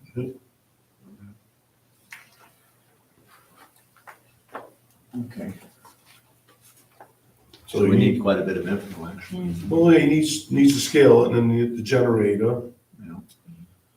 Yeah, The top so info. my only question on the generator, so we don't install any equipment, that would be a proposed subtenant, so they would have to submit, like, we can't give specs on a generator, I can give general, what they typically use, I just want to know what would be accepted to the planning board, because technically, we're not installing it, it would be a subtenant that would have to go in front of the code enforcement officer at a later date with a set of plans and that information. We're happy to do it, I would just need to know We what, do ask for it right, for the planning board. can, Is there any possibility of putting in a not to exceed limit or something, or, Well, according to the town ordinance, you can only have 85 decibels at the lot line. right, so that's already there. And that's not a lot of noise, No, really, not 85 decibels. right, and these are, I mean, they're enclosed, they're muffled. Right, In between the ambient noise up there as well. I'd be shocked. if we Well, I didn't doubt do you'll be any worse than that rock crusher over it. there. Right. So I just want to know if there's a specific, if we have to call out Well- like a make or model, because I wouldn't be able to do that. Are you gonna have more than one, you're gonna have more than one tenant there? Correct. Yeah. So does each tenant require their separate generator, or is it one Depends. generator? Sometimes they for all do, of them? sometimes they put cam locks on there. It's up to their internal process and what they want to deploy. well, it would seem like the applicant ought to provide information on the maximum number, I mean, considering the maximum number of tenants. Right. In other words, if there's gonna be five, Yeah. so let's say you got 5 tenants, or 5, whatever, Correct. and they each have their own generator? Theoretically, they could. They're allowed to under the agreement. Now, whether or not they do, I can't say. That would be their decision. I'm fine with putting on the plans, calling out each individual and proposed generator. And then as long as, my other question is, we could have to provide spec information on the generator, which I don't. Well, most generators are quiet now, I mean, usually they go with a brand name like a Would a generator. note on the drawings You stating could that provide not a to- typical, Not provide to data on exceed it. 85 decibels in lot line. Typical generator, then put in the limit, yeah, something. you know, It's something to consider, if the generator would go on. I mean, if you have 5 tenants, you're gonna have 5 generators running at the same time. Possible. Myself, I deal with this by putting one on each side, and maybe doing like a reading on the closest lot lines, what you approximately think would be. I mean, Yeah, give us some data to look at. anyway. that way if they want to put a generator in it, and it's already on the plan, they don't have to. Go back and using. So you're asking for a noise study done? I'm not asking for a noise study, but if your generator only produces, let's say 90 decibels, and it's not too hard to, you can take your phone and get a decibel reader on it. Yeah, I'm And you just can trying to walk up clarify to the what, lot line and, this is what it is approximately from, yeah, I'm just trying to clarify what would be acceptable for, or what, so, I'm not asking for a study. I mean, I don't think we No. need a study because that's kind of rural, but so calling out proposed generator not to exceed 85 decibels at at lot the line, lot line. would that be? I mean, the back one would never do it, and I doubt the Right. side one would ever do it. 'cause Right, it's and I such mean, a there's big gonna be, lot. there's gonna be a row, But- about 100-foot row of trees Right. as well, so But I can hear that rock crusher at my house a mile through the Sure. woods. Yeah, and also these Especially when generators, the they leaves don't fall. run all the time. You know, they kick on, when power goes out, What's the battery refresh? packs run the site for each carrier, and then the generators only turn on when the battery packs get low. They're Right. recharging batteries now, and then they shut off. They used to run the site before the battery packs came along, but. But there is a house down the street, Sure, yep, I'd say within half a mile. so I'm sure that I just want to clarify what's being asked to put on there, so. Happy to do it, it's not a problem. I mean, is there anything else? No, and you are gonna give us a list of, maybe it's a list of abutters and It's a- labels and all that stuff. Yep. Yeah. Yeah,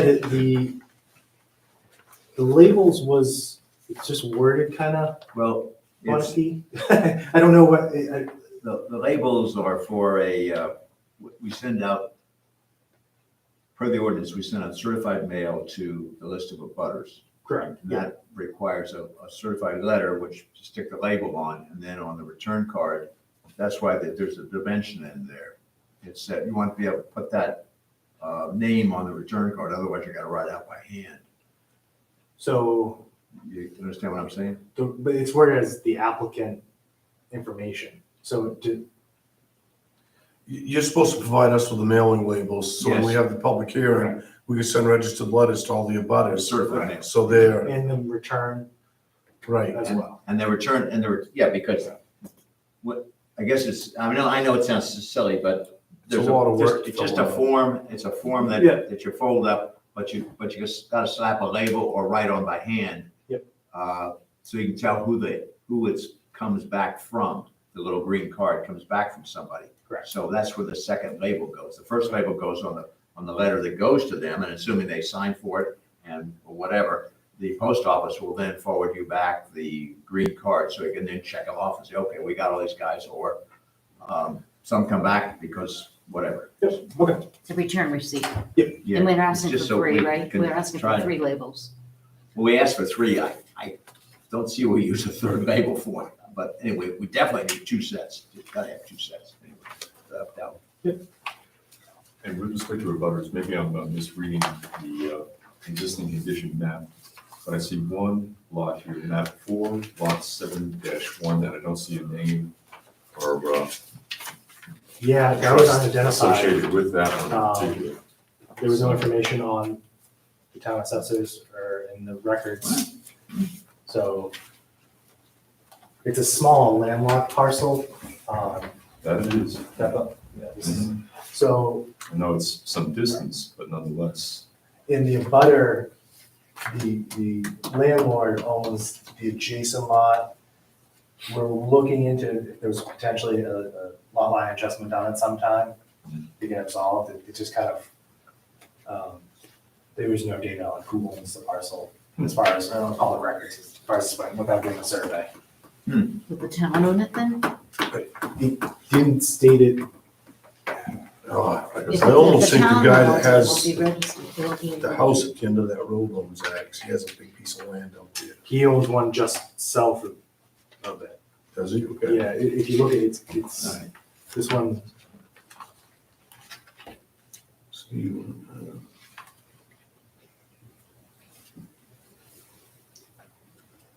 Okay. I don't know. yeah, I mean, It's- we, Well, you have to give us what you got. I mean, yeah, that's. there's no data available to identify who That's owns it. Pretty much all swamp in there anyway. Yeah, and like I said, I assume at some point those property lines got chopped up or moved around and maybe it just. I don't know whether you could get, anyway, it's up to you to determine who we send it to. I mean, that's- Yep, yep. Get it to them. Best as you can. Okay, So we want to schedule him to come to the next meeting. depends when you can submit the, We can have that turned around. you can put you on the schedule, and if you, hopefully, When's the next he meeting? comes, he comes. October. Let's see. First Wednesday in October. 5th. Yeah, we can have it done by next week, so. We don't typically pass it out ahead of the meeting. I mean, so we look at it at the meeting. So it'll be the 5th of October. Okay.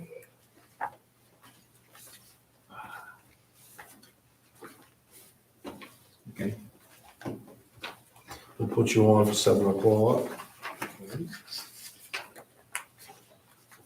And hopefully we'll have everything, we'll be able to Move along. move along and set a sidewalk. Would you like this back? I wrote down everything I Okay, needed yeah, that'd be to. great, thank you. I marked it up for you. Perfect. Okay. We got, All right, so we'll see you on October 5th at 7 o'clock. Thank you very much. Thanks. thank you. Thank you.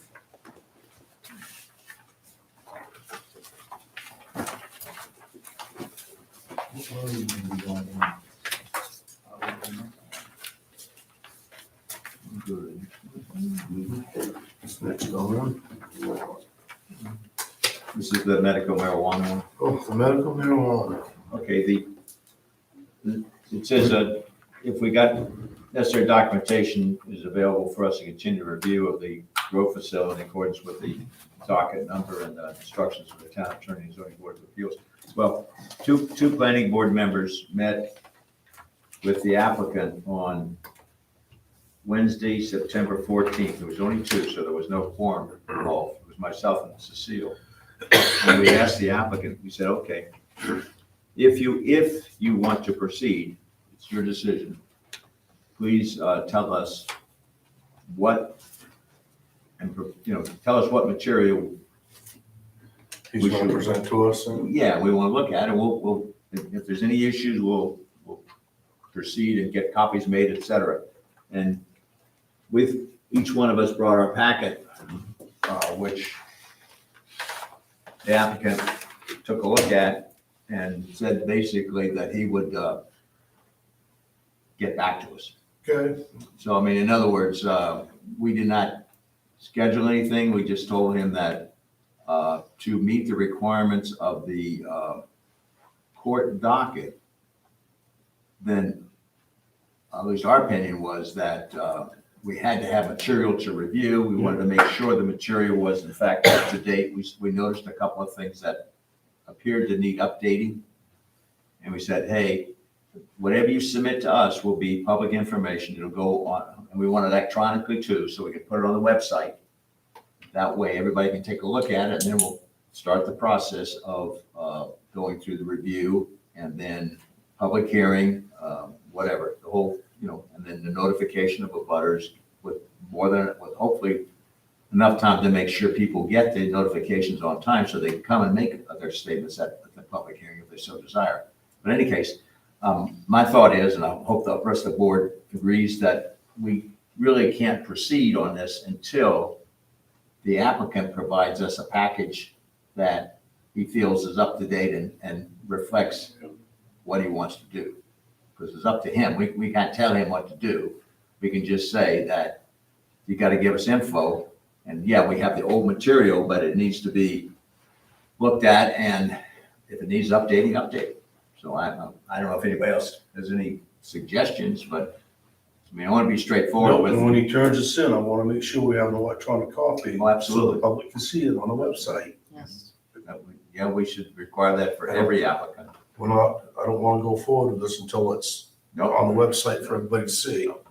And also we should all remember that part of that came back said from the town attorney, part of the instructions said that we should give ample time between looking at it and having the public. Yep, and again, I think a big thing is to have this on the website Yes. to make sure everybody can see it in town, and there's no, So in other words, I don't think my opinion is this, we're not giving the applicant any special favors. We're not being hard on the applicant. We're just saying, hey, present what you want us to look at. And we have a package here. It looks like it possibly needs to be updated, but it's up to you to say, okay, this is my package. Because we don't make the package up, the applicant does. correct. So I just want to make sure everyone's in agreement with this. I'm not trying to give anybody a hard time one way or the other, but I don't see how we can proceed until we get material that every planning board member can look at. You have a packet, and I have my leftover packet. Cecile has the I packet. get some of it. You got some of it, but there's no requirement to keep the material, especially after a year. Most people throw it away. I mean, or not throw it, dispose of it. So we need a packet to look at. was there any statement from the applicant as to when we might expect the revision? Not to my No. memory. No, he just said he had to go. He had to want to review what he Had to had review. and decide what he wanted to put in. So, I mean, that's the way it is. That's not the way it is, but that's what we did. So, everybody, let me see if I have any other suggestions. I'm open to suggestions, but I don't know of any other way to go about doing business. Table it until such time? Well, that, I think we should table it, and if he does give us a packet, I don't think we should schedule any meetings until it's on the website. understood. I agree. Okay, I sounds a mean, good idea. what do you think, Bill? I think it should be on the website so everybody can see it before we schedule any meetings. No, I agree with that, I absolutely. mean, This Yeah, has been because- kind of a hot potato, and I want to make sure it's done right. There's a lot of interest in this project, so let's make sure the word is out exactly what's going on with it. And not, and then follow the process. I would assume that the planning board has a packet of all the official information from that whole process. We do. Okay, so you should have everything to go forward then. Not exactly. Okay, Not exactly. Did the applicant voice an inclination to revise? He did about making a small one. Yeah, he talked about that, but, He did mention the possibility of. I don't know that he had a copy of this packet. Right, at that meeting, what I remember is the question was posed, do you want to revise it? And he asked the question, if I revise it, do I start over? And you basically said yes. changes the We plan. did. Totally changes it, The yeah. site plan changes. So we should have an official package with all the documents to use. But again, Bill, that's up to him to provide them to us, not up to us to They've go. already been provided. No, Bill, your concept is correct, your information is incorrect.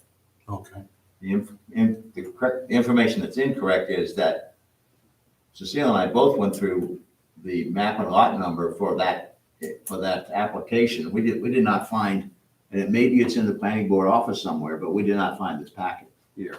And this was what was given us in May of, when was it? 2021. Whatever year it was, 2021. Yeah, this So- was not in it. It wasn't in there. So, and the applicant, he said he was gonna go look for his packet. So I'm just saying that I can't, personally, I don't see how I can review any project unless we all are talking about the same project with the same information. And yes, there's a lot of information in the code enforcement office, but there's a lot of material. When we went to the map and lot number, there's a big packet in there.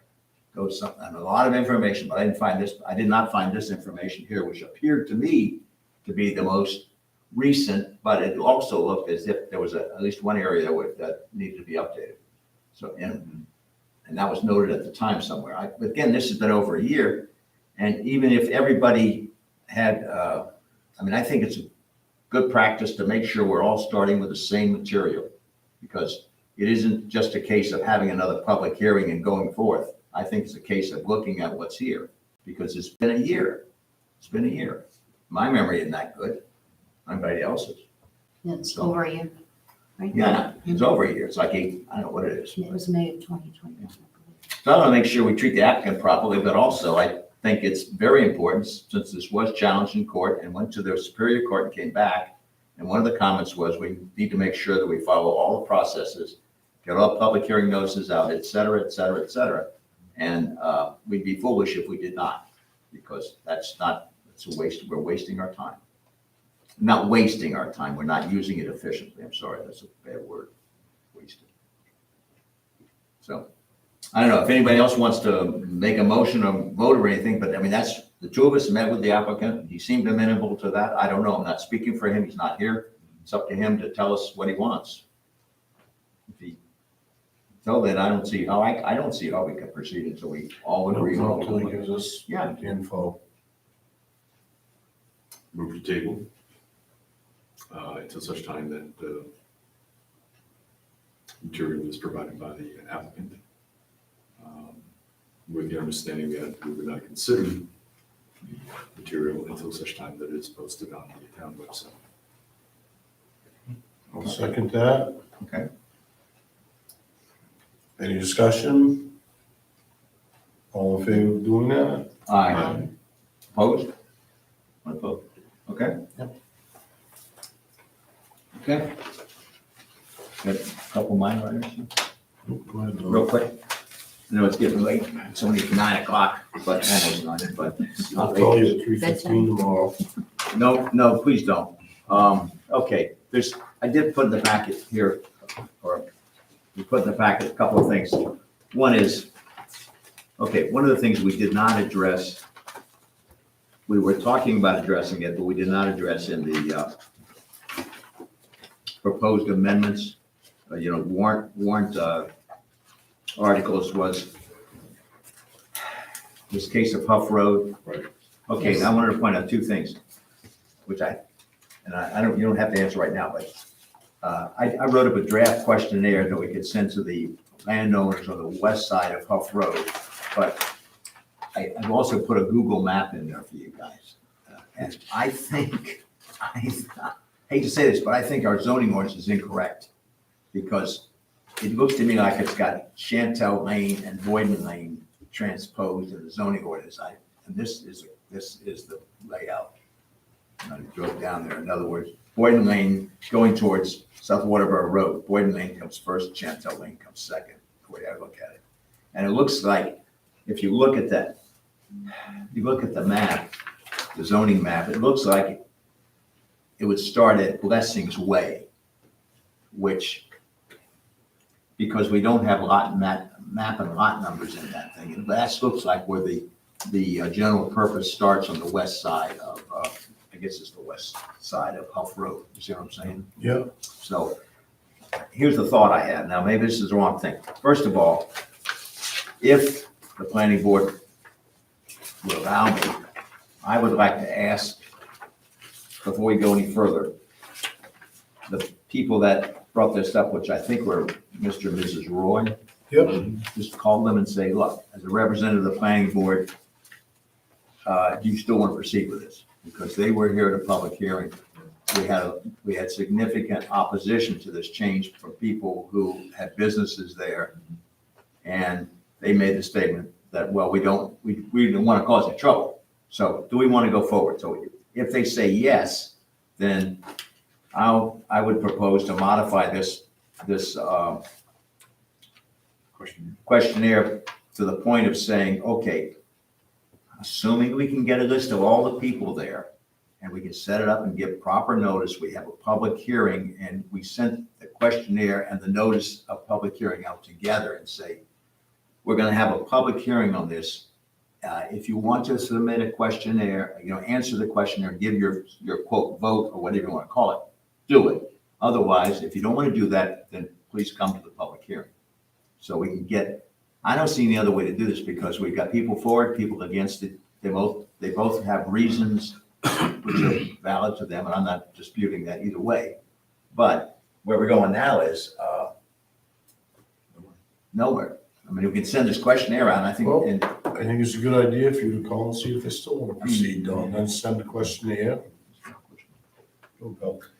Just thoughts, and this is not really going anywhere, just to discuss. We're talking about people that want change, don't want change.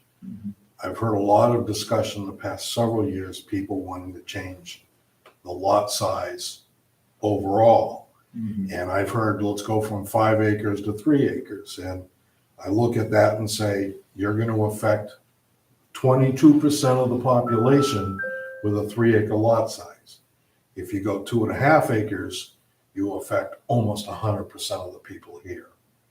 Looking at the issue with housing, to increase housing, I'm just saying, maybe we need to look at a bigger picture than the small picture, and because that would resolve the small picture. And it's just for discussion. well, one of the problems we have is really our zoning ordinances. I mean, our zoning map is not very good. It's not very scientific. Well, that comes from trying not to spend the money on GIS. That's what that comes from. Yeah, I know, and somehow we need to get past that. And, I think you can. The person that does our maps, if you were, Jim Thomas, Yeah. if you were Is to he Middle talk to. Branch? Is he Middle Branch? No, not anymore. He's the assessor in South Portland. Oh, yeah? But he does those maps for us every year. He updates them. He can put that in there. So we have the overlays officially on the maps the right way. We'd have to pay for it, but we wouldn't be buying a GIS system Oh, at no, the we same don't do time, that. you know? Just a thought. Why haven't we done this? If it's that easy and not that costly, why haven't we done it? We've been asking for something like that for a long time because we've been working with a map that looks like an elementary person just colored, colored in the Yeah. sections. I mean. I'm sure, I know I'm sure Lindsay and the treasurer have his phone number to contact. He's a very, very nice guy to talk to, and he's very bright on this subject. Well, We need the select board to approve it. probably will. Yeah. Well, shall I mean, I don't want to, I'm not looking for any more work, I'll tell you that much right now. Right. But I'm just trying to, I hate to leave this hanging because the Roy's thing was, when the heck was that? That was like, there's a letter in here from them, I think. March 22nd, 2020. Yeah, it's 2020, it's been Right. 2 years. Yeah, that's a long time. And we looked at, there was a discussion about going to the variance and all that, but it does not appear to fall under a variance. Right. So we're sort of, and so I don't know whether they're, Well, let me ask you another question, because I'm not familiar with what the state changes are on the zoning that are supposed to take effect next July. The LD. But how does that factor into it? Where Well- should we be going? I asked that question at the seminar I went to. Again, I think I mentioned this last meeting, but basically they don't know. They being MMA, they don't know what the implementation is going to be. And it's getting on, it's supposed to go into effect next June, I believe. And right now, I don't know of any guidance. I don't think we've seen any guidance coming out. So we're sitting here, waiting for Because regulations are in process, is that? Well, they're I don't trying, know. well, Well, basically, what they voted on is that they're gonna make the rules and we're gonna have to go by, period. It's gonna overrule our zoning. So we're waiting for the rules. So we're waiting We're for gonna the have no rules to rules. go by. Right. And once that occurs, about Southern Maine planning, providing us with some guidance on that. That would be I a would good hope so. question. Because they, again, they have that video on their website, which provides at least a general overview. But once it gets to the point of, okay, what are the specifics, then it goes into, Well, to be see, determined. I think that might play into the lot size Oh, yeah. for what we need to look at. Yes. And it's like, wow, maybe we just do ABC and that'll make them happy and it'll make everybody in town happy, or it'll make them unhappy, one or the other. But, But I think also there's not going to be a general rule for every city and town in the state. And there was some I think words there's a in there provision about small towns without towns. sewage. and, Right, no so municipal it's- facilities. It's all about the implementation, yes, Right. it is. and we don't know the answer to that, unfortunately. And MMA, at least at the seminar or the workshop, what do you want to call it? I asked that specific question, and they said, we don't know. So, because I'm interested, everybody's interested. And then we'd have to change the ordinance to comply. Right. I would And, think so. and But if the state says every parcel can have 2 primary uses, That still won't fix their problem because they want to sell one house, build another. but see, under that, guys, you're right. You won't can't fix sell their one problem. without the other. On the other hand, if the town said, and I'm just gonna pick one, 2.5 acre lot size, you now It can would divide fix the it whole problem. and it would fix that issue. These are ideas, you know? This is like the affordable housing stuff. Yeah, LD 2003, yeah. Yeah. So if you change the lot size to So now you 2.5 can have- acres, now you can have 4 houses on the Correct. same parcel. You're right. You could, yes. Right. But then I believe your lot coverage comes in on that, We have to look at- to make sure that you don't have too much lot coverage. thought there was- But there's And issues septic. any way you look at it. I'm just saying, there's gotta be somewhere to go with this. So we're kind of getting off track, so. Okay, well, Well, yeah, you're right. getting back to this one here, and I will talk, unless anybody has an objection, I'll talk to Mr. and Mrs. Roy and ask them where they want to go. Okay. And then I'll try to put something together. If they want to continue with this, then I'll try to put something together. We decide, put it on the agenda for the next meeting and decide whether we want to try to proceed or not. If it's going to be an ordinance change, that will, depending on what happens with the charter, that could be quite a long time because I'd say. the charter now has some different requirements in it. The proposed new charter change. So you can look at that and see what you want to, at your own time. I'm not going to get into that. And as for getting some clarification on where the zones are, maybe contacting the Board of Selectmen and asking them if Jim Thomas could provide us with something a little more clear than what we've got right now. I'm sure if you get the phone number, call him, he'll be happy to talk to you. Absolutely. Well, it would incur a cost, would it not? Well, yeah, but you would find out what the cost would be, then you could go to the board and say, Okay. is this something you're willing to Try do? that too. Wait a minute, who's looking at who here? We're all talking about Jim Thomas. I'm looking at Joe. Agriculture? He's a great guy, really, very nice guy. A wealth of information.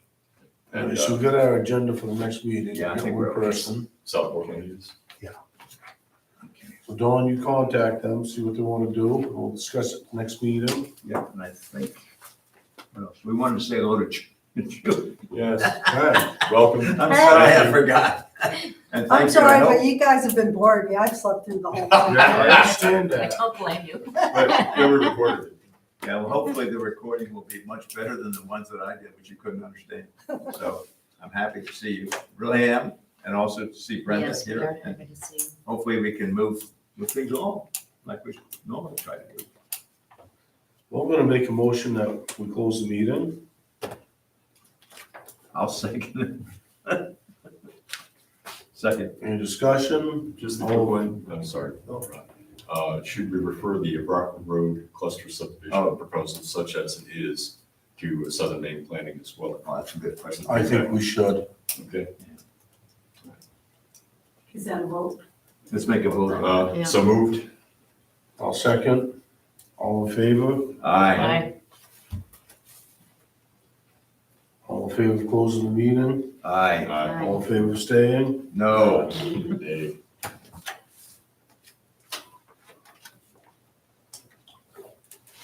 And we're still live now until. Like, go run over Joe, there what's your phone number? and flick it off. I do kind of like the 318. proposal they made. 5943. 318. 5943.